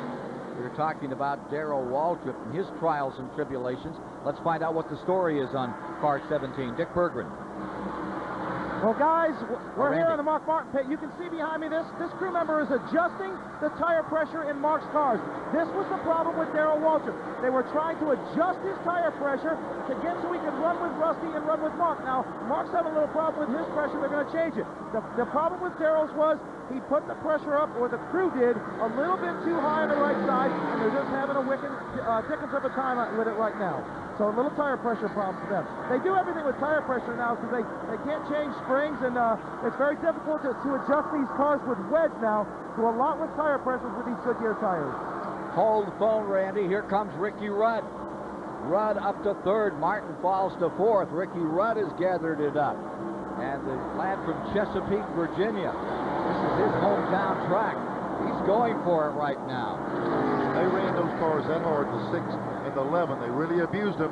Here comes Rudd. He's going to take advantage of that. He jumped on him, got around the 6, and he's going after the 11 car. Rudd in third place. 345 laps are complete. Wallace first, Elliott second, Rudd now third. It's Martin in fourth, Jordan in fifth, Earnhardt in sixth, Terry Labonte in seventh, Kyle Petty in eighth, Brett Bodine in ninth, and Darrell Waltrip on the tail end of the lead lap. Ken, we keep hearing talk about tire pressure, tire pressure. What that tire pressure does is actually change the spring rate, the sidewall of the tire. They use that for a spring, the softness or the hardness of the air pressure lets that tire work as a spring, and they're playing around with it a lot. You either hit on it or, boy, you're out in left field, and some guys are backing out. Well, definitely not backing up. But here he comes after Bill Elliott. for second spot. And the advantage in favor of Wallace is better than 3.5 seconds now. All this skirmish back here in second spot that we saw between 11 and 6, now 11 and 5, taking its toll on trying to collect that leader, Rusty Wallace. Now, this is when Rusty and his crew are saying no cautions, no cautions. They'd like to see this thing go green. No cautions change the whole complexion of this thing. Back in June, we saw Ricky Rudd victorious at Michigan, and now he's beginning to show some strength, and he's got time to do it. There'll be 50 laps remaining in just a couple. Rusty Wallace is very into his own chassis on that car, too. Listen to this. I'm really major big time into the chassis. That's been something I did my whole life. I feel like if you're going to be a consistent driver, not a driver that hits good, hits 1 week and then runs crappy for 3 or 4 weeks after that, you got to be a driver that can set the cars up and understand the chassis completely, so you can be a consistent driver. And I really love working with the chassis part of it. Ken, I can't help but think that goes back to those ASA days, those little short tracks running around all over the country when you didn't have the luxury of having 40 mechanics fixing your car. Rusty built his own cars and fixed them. Take a look at what we're fixing to see right here. The car 5, Ricky Rudd, comes to the inside on Bill Elliott. Chevy on the bottom, Ford on the outside as you watch it live here on TBS from Richmond International Raceway. Slugfest for second spot, main straightaway. Over 150 miles an hour. They carry that speed into turn 1. And up on the lap car of Derek Cope. Bill Elliott. Oh, he just taps the back end of 98. Look out. Hard hit. Caution is out for the Bojangles car. Took a shot coming off number 2, and you saw the result. Caution is down. That's the 4th time tonight that yellow has flown. Take that back. That's the 5th time tonight that we've seen the yellow out. We saw that one happen. You talk about fixed emotions. Rusty says, oh no. Mark Martin and Rusty guys say, man, do we need this. We'll see what happens when they get out of these pit stops. Lap 352 is when it happened. What happened? This is what happened. They go down in the corner here. Rudd was racing with 11 car. He's trying to get up there with Elliott. Gets in the throttle. Wham! Right in the back end of Derek Cope, and around he goes. Around for a ride. Ooh. Leaders on pit road. Wallace is in. Elliott, Rudd, Martin, Gordon, Earnhardt, all the leaders in. They said they didn't want to have to put that 16-second one on Ken. Let's see if they can do it right here. They just said a while ago, we hate to have to show them we can do it again. If they do it again, they'll be leading this race. Tell us again how much those tires cost every time you change 4. They're about $1,200 a set. Looks like Mark Martin's having some trouble with his left front.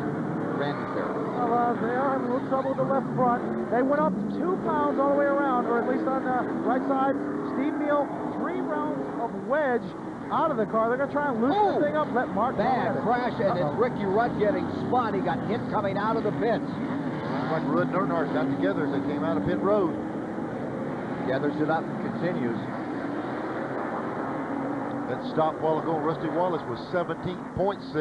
Before it was 16.6, so still at that, it's a tremendous stop. Sandy's right there in the left rear. See, the thing really got dinged. Let's take another look. Okay, here's Elliott leaving the pits. Here comes Rudd out. Here comes Earnhardt out. Boy, the hit right there at the end of pit road. Rudd goes around. Earnhardt goes on out. Gets dinged just behind the driver's door.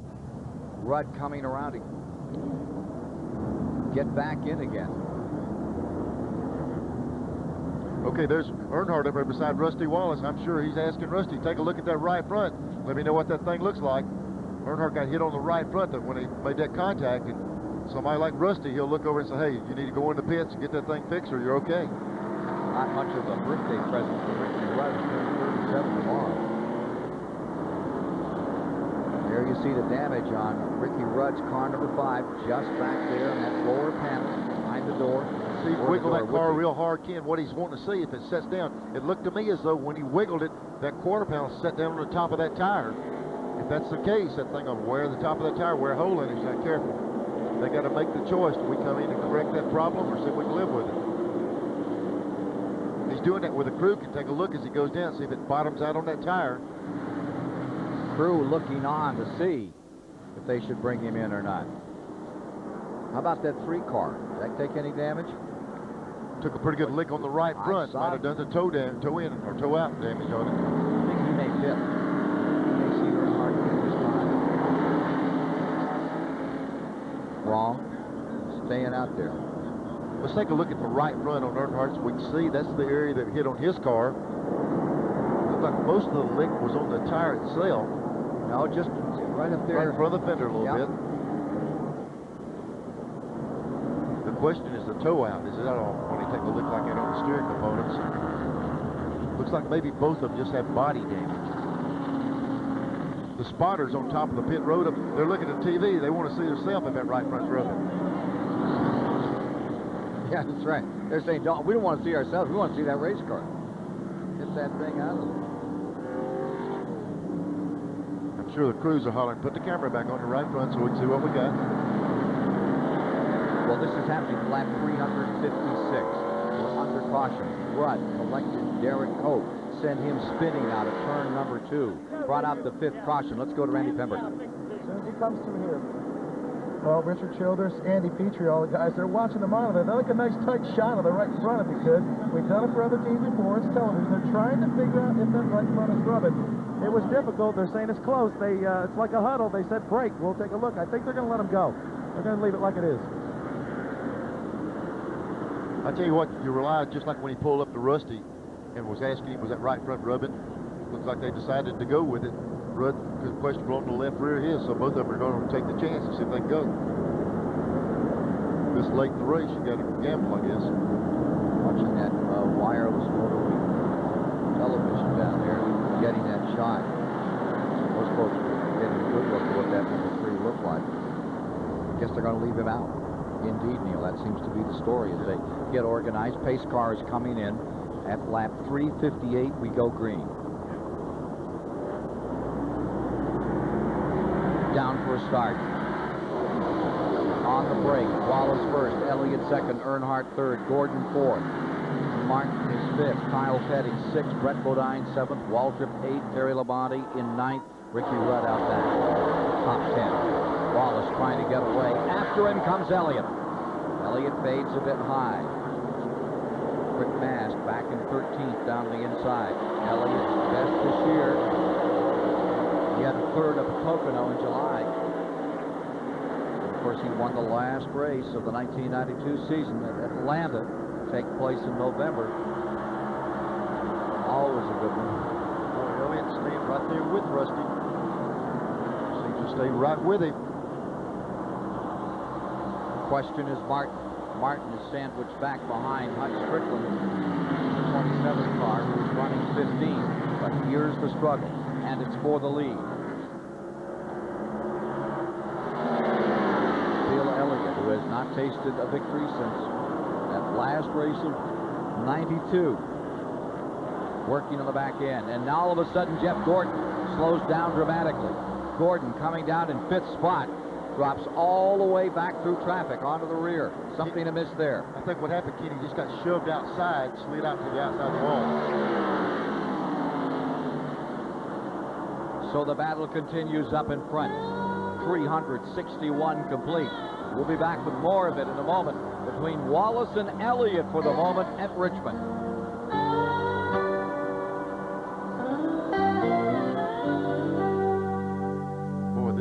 Part of the race here.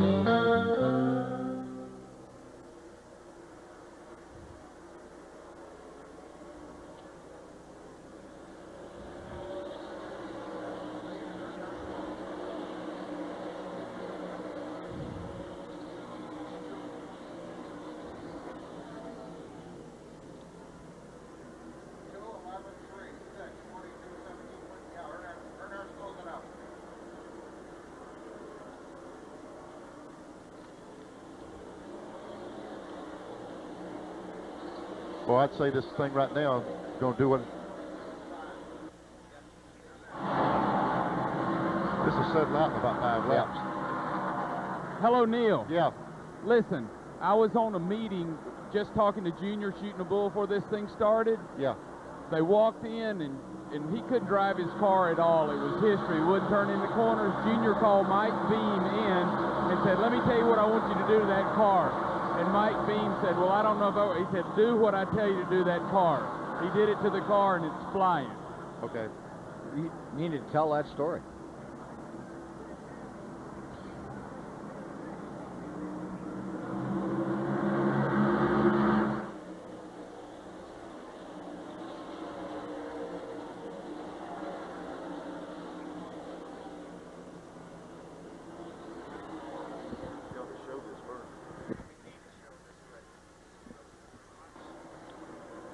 Yeah, when we left, the fans saw Elliott closing. Ooh, Earnhardt, Waltrip just faded up, almost off the wall. Something's happened to Waltrip. Ooh.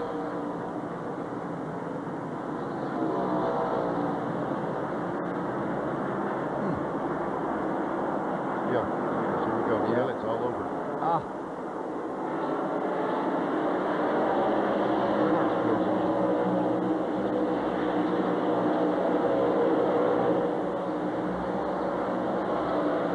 Battle for the lead.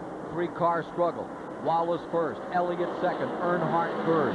Laps 368 have been completed. At Richmond International Raceway, defending champion of this event, Rusty Wallace, for the moment has the lead. Bill Elliott is there knocking on the door. Darrell Waltrip has just faded back dramatically. Came up in the corner and the car just slid back, well back. Randy? Tell us what happened there. Well, the deal was right before what you're looking at here. He got a little into, I think it was Brett Line, so he got a little popped, and it was the same thing with Jeff Gordon. You got to remember, we're 30 laps from the finish of this race, and these guys are going at it. That's all there is to it. So they got together a little bit. Darrell shot up the track.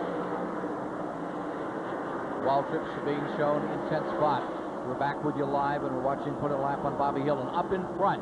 Here you see Wallace still deployed first. Elliott second and perched in third. It's Dale Earnhardt. Earnhardt is back and looking really strong. Wonder if we can get a word with Johnny Hayes. I understand he was down there just before the race when they were making final preparations on that Junior Johnson car number 11. And I think it's a remarkable story, Neil. John, are you there? Johnny Hayes? Yes, Ken, I'm here. What was the story with Junior just before this thing started tonight? Well, I was visiting with Junior, congratulating him about his new baby. All of a sudden, Mike Beam walked in and he said, listen, the car will not turn in the corners. Bill's not happy with it. Let me tell you what I want you to do to that car. He exactly described what he wanted to do with that car, down to the number of shims he wanted taken out, the whole thing. And Mike said, hey, we won't even have a chance to practice. He said, do what I tell you. It'll loosen this car up. Proves to me Junior Johnson is still the man. Yeah, you can see how excited he's over. He's propped up, got one foot up in his hand in his pocket. Never gets too excited. It's there. It's one of the best performances they've had this year. Just a length and a half off Rusty Wallace down the back straightaway. 374 coming around for 25 to go. 3 of Rusty Wallace's 5 1993 wins have come on short tracks. In that shot right there, you can see the 6th car, Mark Martin. We hadn't forgot about him. He's back there 4th. You see Mark, he's 4th. That's Gant in between him there. There's the 2, Rusty Wallace, Bill Elliott. There's Earnhardt, and then there's Harry Gant in between them. Here's Mark Martin. He's got Gant in between him and Earnhardt. But I thought he would really be able to close in on this restart, but he's still struggling just a little bit. He's not back like he was at the first of the race. 4th place is Martin. You're riding with it right there. Meanwhile, Elliott continues to put the pressure on.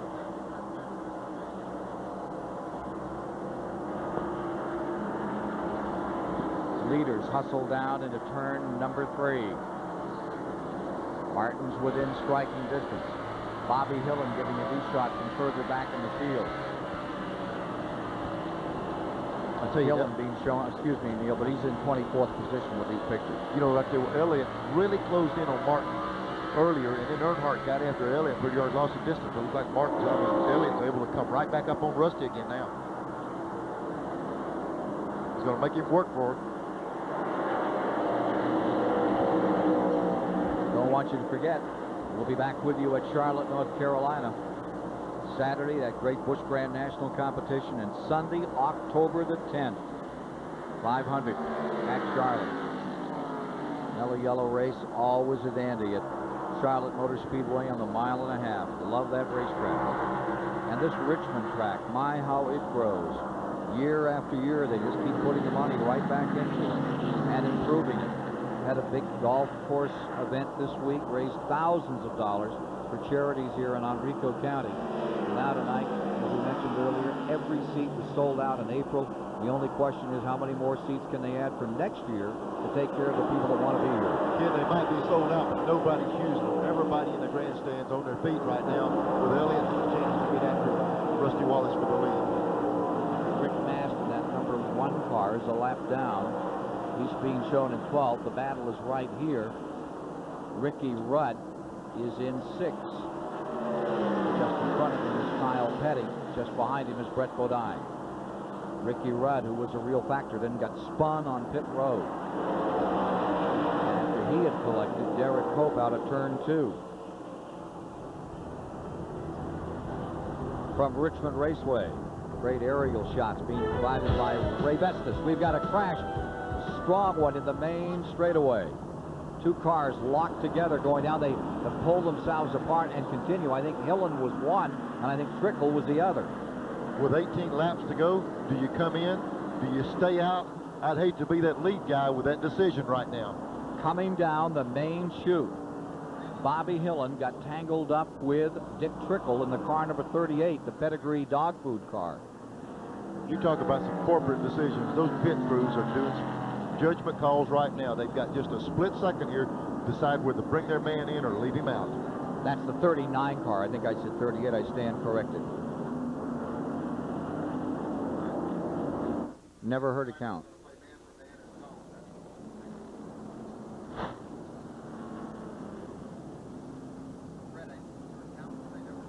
I didn't either. No, I never. You must. Yep.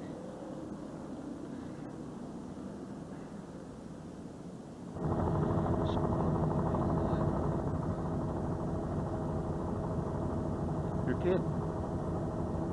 Okay, we never got. Okay.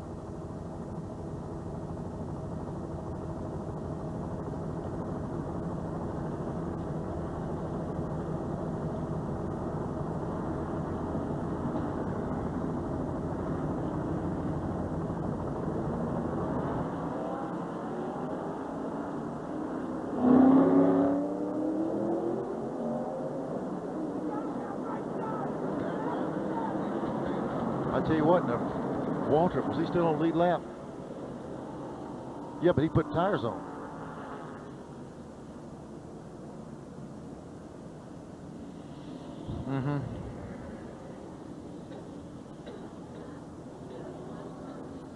Waltrip in the lead lap. Thank you. Okay.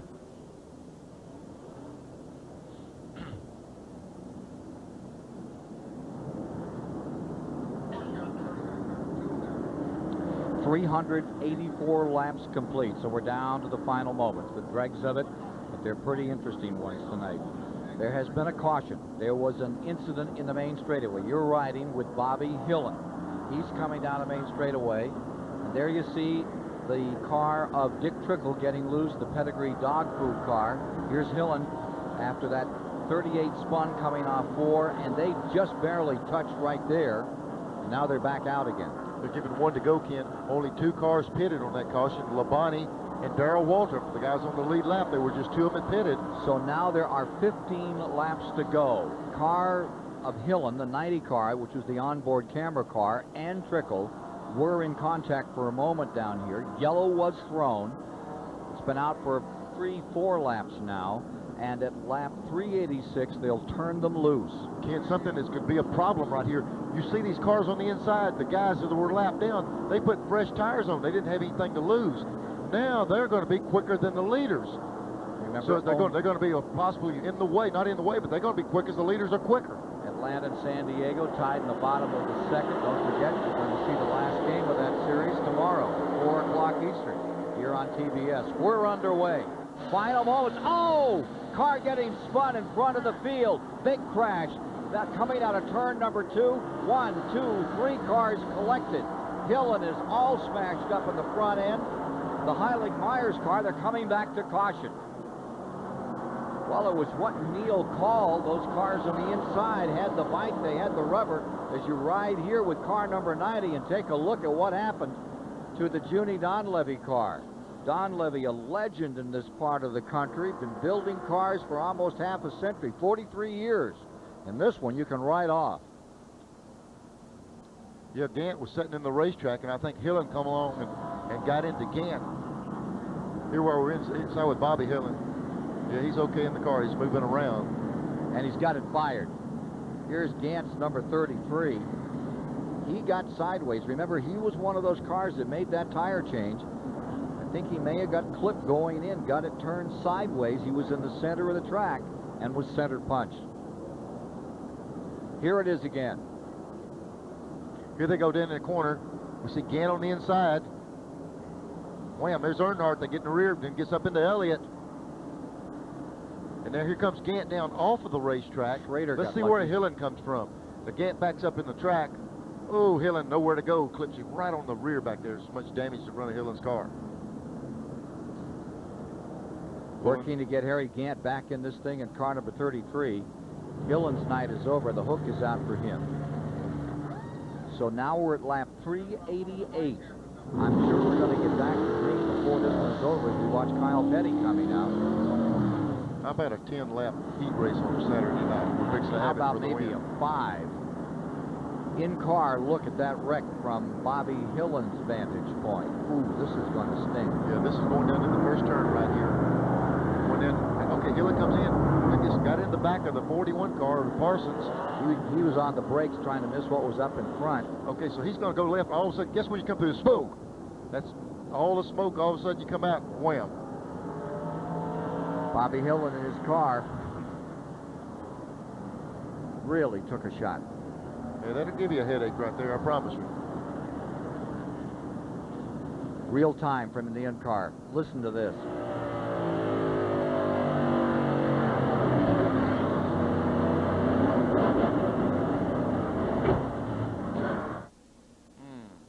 I remember a few of those. Thank goodness Bobby wasn't hurt. It looked like he might have a nice little headache this afternoon tomorrow. But no more damage than that, maybe. So there will be less than 10 laps to go when they get this race restarted. They still have safety crews cleaning up out there in turn number 2.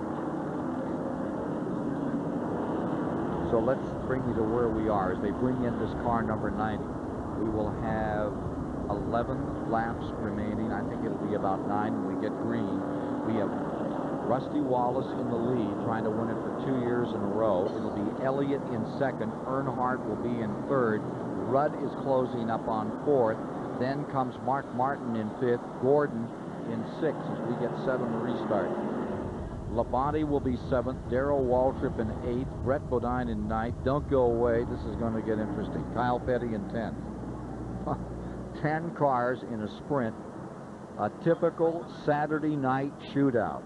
Only instead of being the short track cars, it's the best in the business ready to go as you ride down here. Jimmy Hensley taking you down in that cellular phone car on the bottom of the racetrack. Here's Mark Martin getting ready from his vantage point back in fifth spot. The light is off on the pace car. We're ready to go racing. As they take green, there will be 9 laps remaining. Wallace makes a beautiful start. Give him 2 car lengths going into turn number 1. Elliott's right here in second. Earnhardt's in third. Sprinting down the back straightaway. Well, Rusty got a good jump. So look at Elliott reeling back in. Locked on the rear bumper. Number 11, Elliott. Pontiac first. Ford second. Chevy third.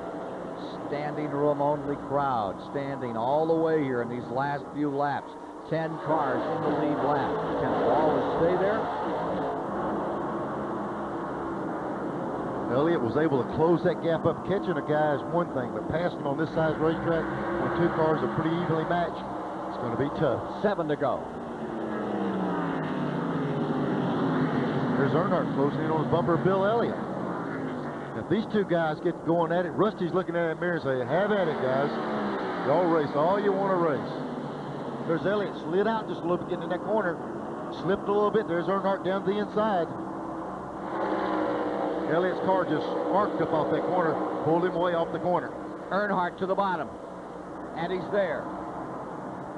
And as they struggle back, oh, sideways out of 2 comes Bill Elliott. Picks it up at over 100 miles an hour. Flails it down into turn number 3, stays on the outside. Boy, this is just what Rusty wanted. 5 to go. Go down in the corner side by side. Elliott's car gets a good run up off the corner here every time. They're not giving much ground. Got a crash up in turn number 4, too. This could be the race back for second place. You can't get it restarted. As they come to the line, it will be caution coming out with Wallace across the stripe. Elliott next.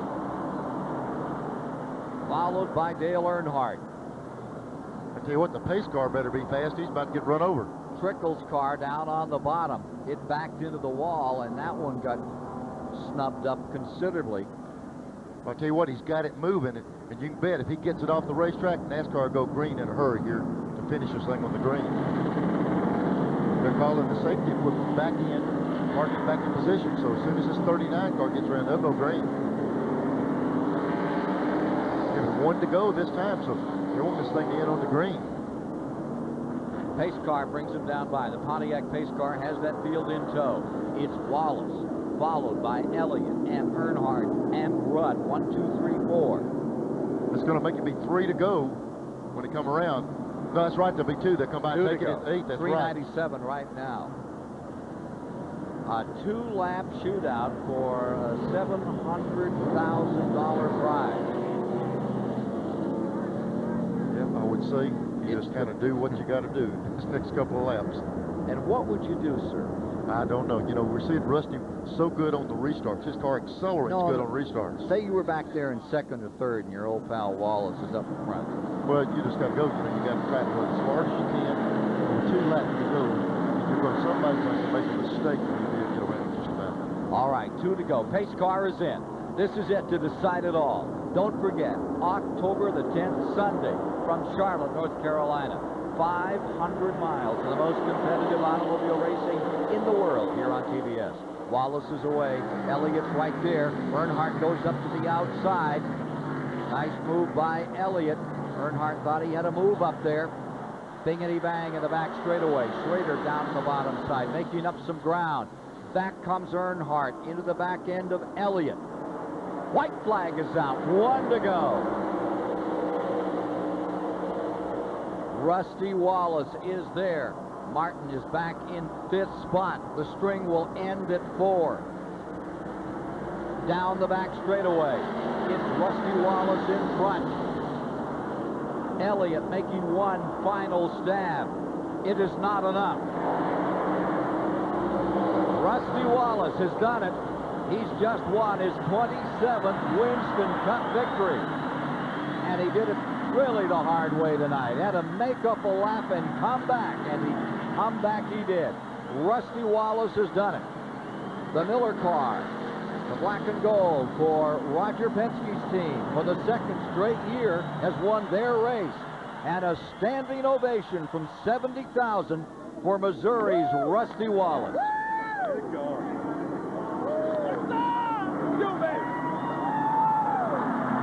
Well, I tell you, Mark Martin and the guys, you can't do anything but pat them on the back for the run they've had. Every now and then it has to end. What a run they've had. A lap of honor for Alan Kowicki, for Davey Allison. One here. We were back with you in March on this track. Rusty Wallace.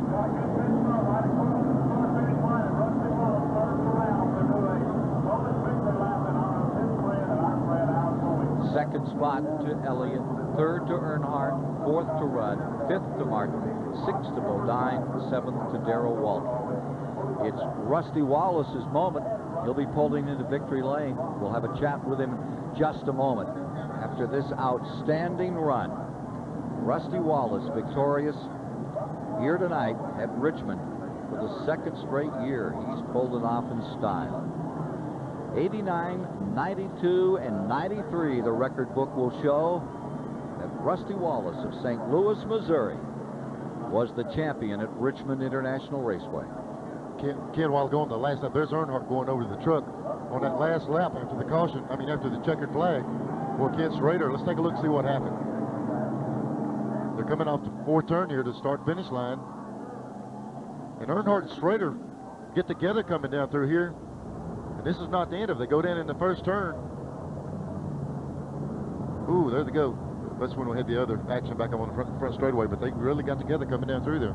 They're pretty good friends. I don't know what happened on that. Banging on each other a little at the end. Yeah. A lot of pressure as we come down to the end of this one. Well, now Rusty Wallace is pulling up into the victory lane area.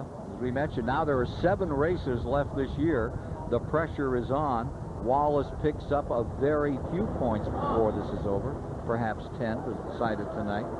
Not that much. We'll try to get a rundown on those points for you in just a moment as Rusty Wallace pulls in. Crew Chief Buddy Parrott done an outstanding job with this car. And it's another good night. There's the 6th win of the season. He had 5 coming into the night. Number 6 is here. You mean we have to listen to Hayes? He picked him before the race. Isn't that awesome? But Good for Rusty Wallace. Yes, bad sir. for us. Let me tell you, Rusty Wallace ran his guts out tonight to get to the front. Randy, how about talking with the champion? Wow, champ, that was something else right there. You're lucky you're up front. It got wild behind you. Great night for you, though. Thank you very much. It was a good run for the whole crew. And, hey, the only thing I hate is that I didn't have a 28 flag in the car with me. But, you know, the thought goes out with both of them, I'll tell you that. But I'd like to thank my sponsors, Miller January Draft, Goodyear Tires, Mobile AC, Pontiac. Everything went good today. Pit crew was really good. Got down a lap early because of a misunderstanding, and they got it back, and everything turned out well. So let bygones be bygones on that one. I mean, did you jump at start or brake check or anything? No, not at all. It's just a misunderstanding on their part. They thought I hit the brakes and brake checked them, and I did not do that. But I can understand that people can make a mistake, evidently. It's been a year of streaks, Rusty. You early catching a bunch, and then you break Mark, so he had a chance to set a record here tonight, didn't do it. Yeah, Mark ran awful strong. You know, hey, you got to miss a little bit every now and then, and I mean, for that guy to hit it 4 in a row, man, that was great. But it feels good to match my 89 record with 6 wins right now, 2 poles. We led a lot of laps today. This was a brand new car, and it ran real good. So we got a lot of good cars in the shop. Where was Roger tonight? Roger's here, along with Rick Mears, and they're all up there. This was Rick's first stock car race, and I'm glad I was able to win for him. Real dramatic night for Penske Racing. Congratulations, Rusty. Nice win. Dick Bergman with Bill Elliott. And after such a tough season, how does second feel? Very good. I mean, at least to see the front and be able to kind of race for it and stuff. I hated to see the last 2 cautions come out because I was trying to bide my time and save my tires, and I was watching Rusty and seeing where he was bad and good. But then when the cautions come out, Earnhardt would get a good run at us, and I had to race him a lap or 2 because, you know, my car wouldn't come around right off the bat, and it was just a tough situation there at the end. 26th to second. Is Bill Elliott back? I hope so. I hope I never left. How rough were those last few laps? It was pretty tough because, you know, Earnhardt was fighting for his place, and I was trying to fight for my place, and then Rusty was just trying to drive his line around the racetrack, not mess up. But, you know, we give it a good, strong run, and, you know, this gives definitely some good momentum for the rest of the year. It was exactly what this team needed. Absolutely. Rusty Wallace led the most laps. Give him those bonus points. He had 203 out here tonight. More of the story here at Richmond in a moment.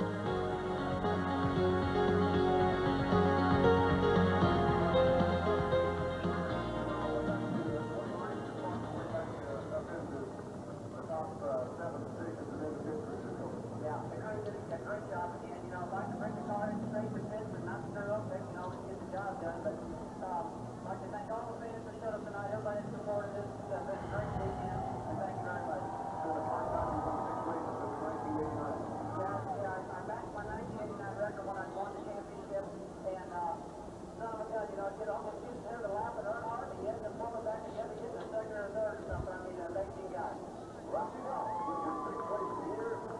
Coates on it here? Coates? Yes, sir.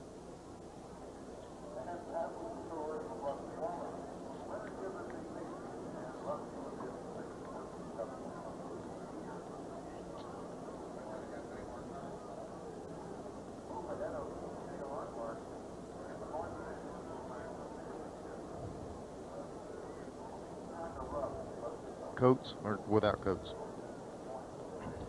Oh, it's been a long race. What about without? I'll get to put my chair back down to little marks.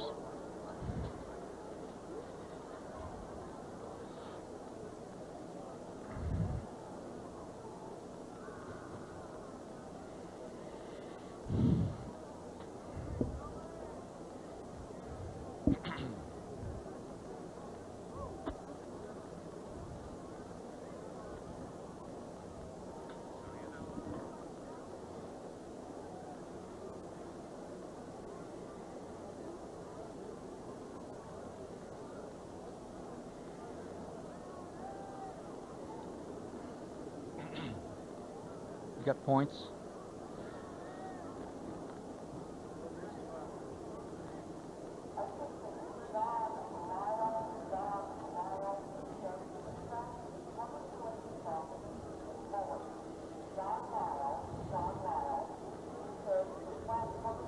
Now, the evening's action on the racetrack completed here at Richmond International Raceway. Big victory tonight for Rusty Wallace, who came back from a penalty earlier. Let's check some baseball scores for you. Tomorrow, of course, here on TBS, you'll be seeing the Braves and the Padres at 4 o'clock.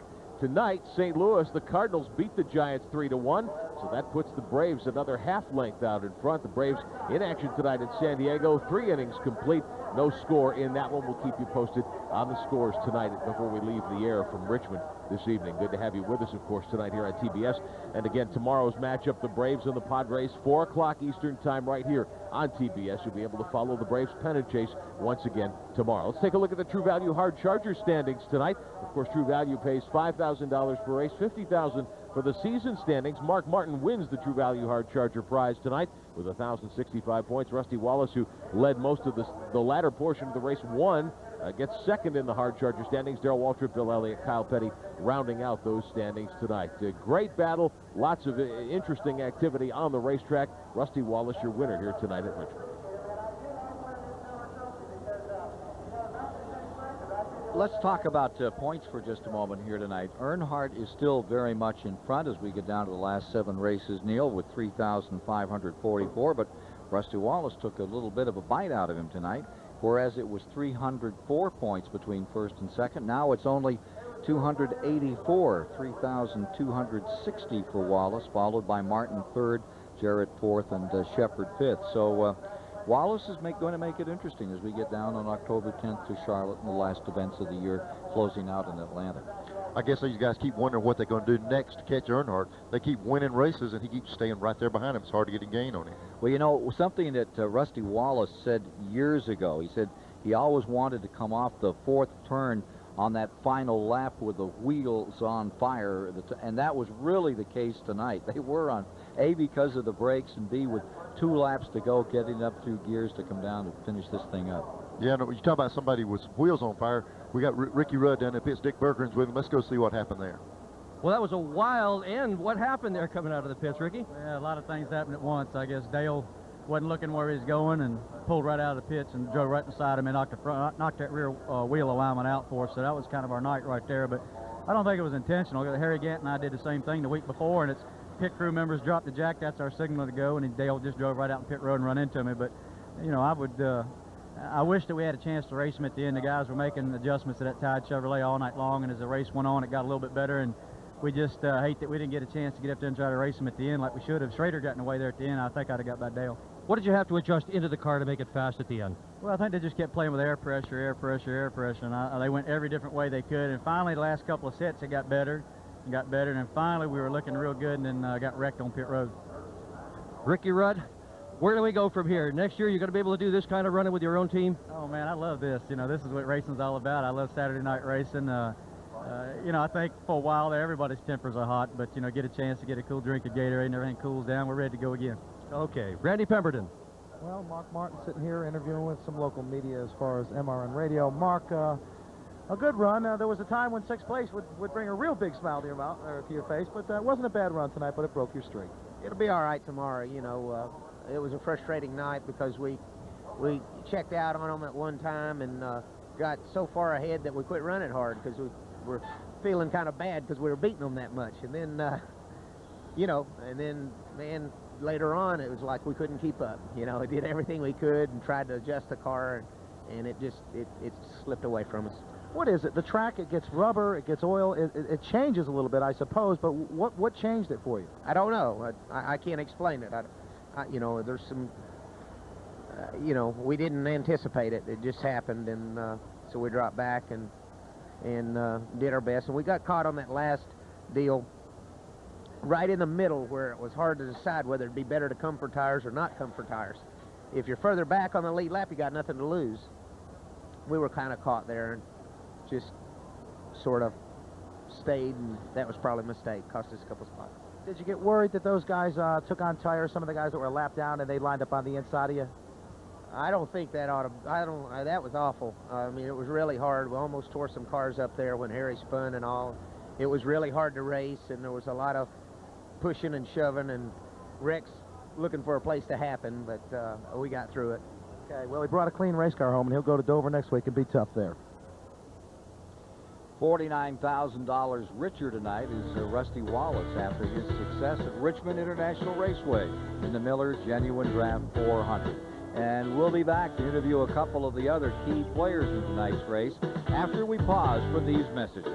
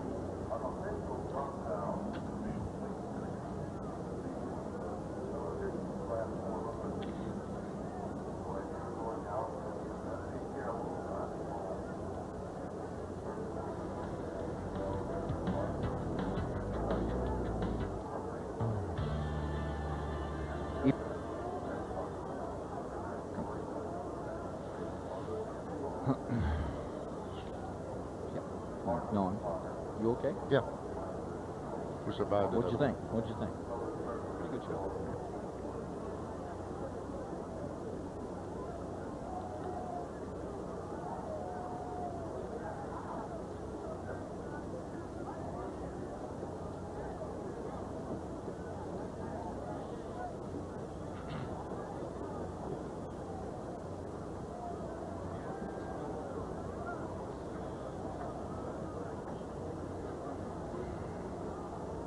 What are they doing? Trying to catch a plane?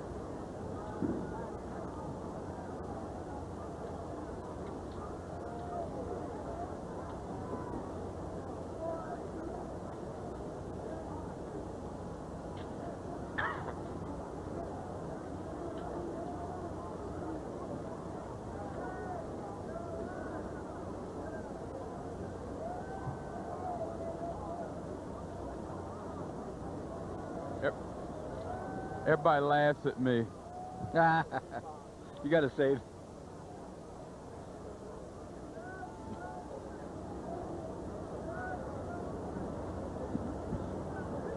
As we take an aerial look at Richmond International Raceway tonight, the fans leaving here, they saw a great battle tonight that went to Rusty Wallace. We're here in the SDP Pit Center tonight with Brett Bodine, the driver of the Quaker State Ford. You got a nice 5th spot tonight. Yeah, not too bad. You know, we really couldn't hit on anything that would get us up there towards the front, mix it up with the leaders. We hung around there at 6th, 7th, 8th all night long. We finally got some fresh tires on in the end there and made some good moves in that heavy traffic that Mark Martin was speaking of, and got by Mark on the last lap. This is a typical short track battle on a Saturday night? Oh, this is great. This is like running back home, you know, the old quarter-mile bull rings, and we brought it all here to Richmond International. Now, you've had a couple of good runs in recent weeks. What's been changing for your team here? I think the momentum, it really is coming from the car's mechanical problems are behind us. We're more competitive. We've got our chassis setups a little better, but the pit crew's just doing a tremendous job. Those guys have been working real hard. We're in those sub 18-second pit stops, and that's what it's going to take to run up front with these guys. All right, we wish you luck the rest of the year. Brett Bodine, fifth place tonight, gentlemen. Yeah, beat Mark Martin just at the finish. Let's take a look at the final results. These are unofficial tonight as to how they came across. Elliott with a terrific finish in second spot. You know, Neil, for the 10th race in a row, Rusty Wallace and Mark Martin finish on the lead lap. Those guys got their act together. Let me tell you what, if you're going to step in the top of this points battle, you better finish in the top 10 because you're not going to gain or stay up in that front. Taking a look at these standings all the way through, and you see that Phil Parsons got himself a 20th. And we had 10 cars still in the lead lap when the thing ended tonight. Certainly wasn't any kind of a speed record, as we totaled out, what, 8 caution periods before it was over. 47 laps of the 300 were run under yellow with all the incidents that we had, and 6 cars did not finish. Let's go to Dick Burton. Bobby Labonte, after such a good, strong run, why no smile?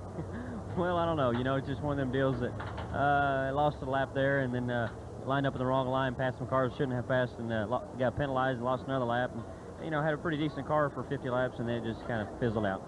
Okay, Bobby Labonte, good run tonight. Okay, Rusty Wallace has said, I like to be seen as a guy who's aggressive and outgoing and reliable and friendly. I like to make people happy. He certainly made his sponsors happy once again this year, Neil. I'll tell you what, he must project that image because that's where they see him competitive and happy at what he's doing. Great win for him, and you know, you look at Mark Martin, what a streak they had. It had to end sometime, but boy, they ought to be proud of what they accomplished. Now let's see what they'll do at Richmond, October 10th. Let's go down and talk to the guys along pit road tonight. Randy? Well, I think the thing that amazes me, well, Rusty Wallace celebrates in victory lane behind me. Mark Martin has had a great run here. Rusty Wallace comes in and runs good here tonight. Dale Earnhardt, that car just was not working. That's a championship caliber team. They put rubbers in the left front, the right rear. They worked on it. Even when he has a bad night, he can finish third. I mean, that whole team and Dale Earnhardt, that's what amazes me. Dick Bergman? I'm going to tell you what, if your heart wasn't pounding at the end of that race, you just don't understand racing. That was as good a finish, as wild a finish as we've seen here at Richmond in a long while. Johnny Hayes. One of the best races all year, but it also proves I'm one of the most intelligent people in motorsports, because I said Rusty Wallace in your face, and y'all thought I wasn't smart. Way to go, Rusty. Rick Benjamin. Certainly a great call by Brother Hayes earlier on. We thought Rusty would be a very competitive force tonight. I'm really glad to see Bill Elliott and his team put on a strong run tonight. They've struggled all season long, as we've documented. This may turn it around for the Budweiser Ford folks, and we will see how they do the rest of the year, especially at Charlotte when we get there in October. October 9th and 10th will be there. Saturday, the Grand National Race, and then we'll be back on Sunday for the 500 at Charlotte. It's always a great event there. For Neil Bonnet and Randy Pemberton and Rick Benjamin, Dick Bergman, and our seer, Johnny Hayes, thanks for being with us here at Richmond International Raceway tonight. And we look forward to having you with us in Charlotte, North Carolina. I'm Ken Squire, here at Richmond, where tonight it was Rusty Wallace.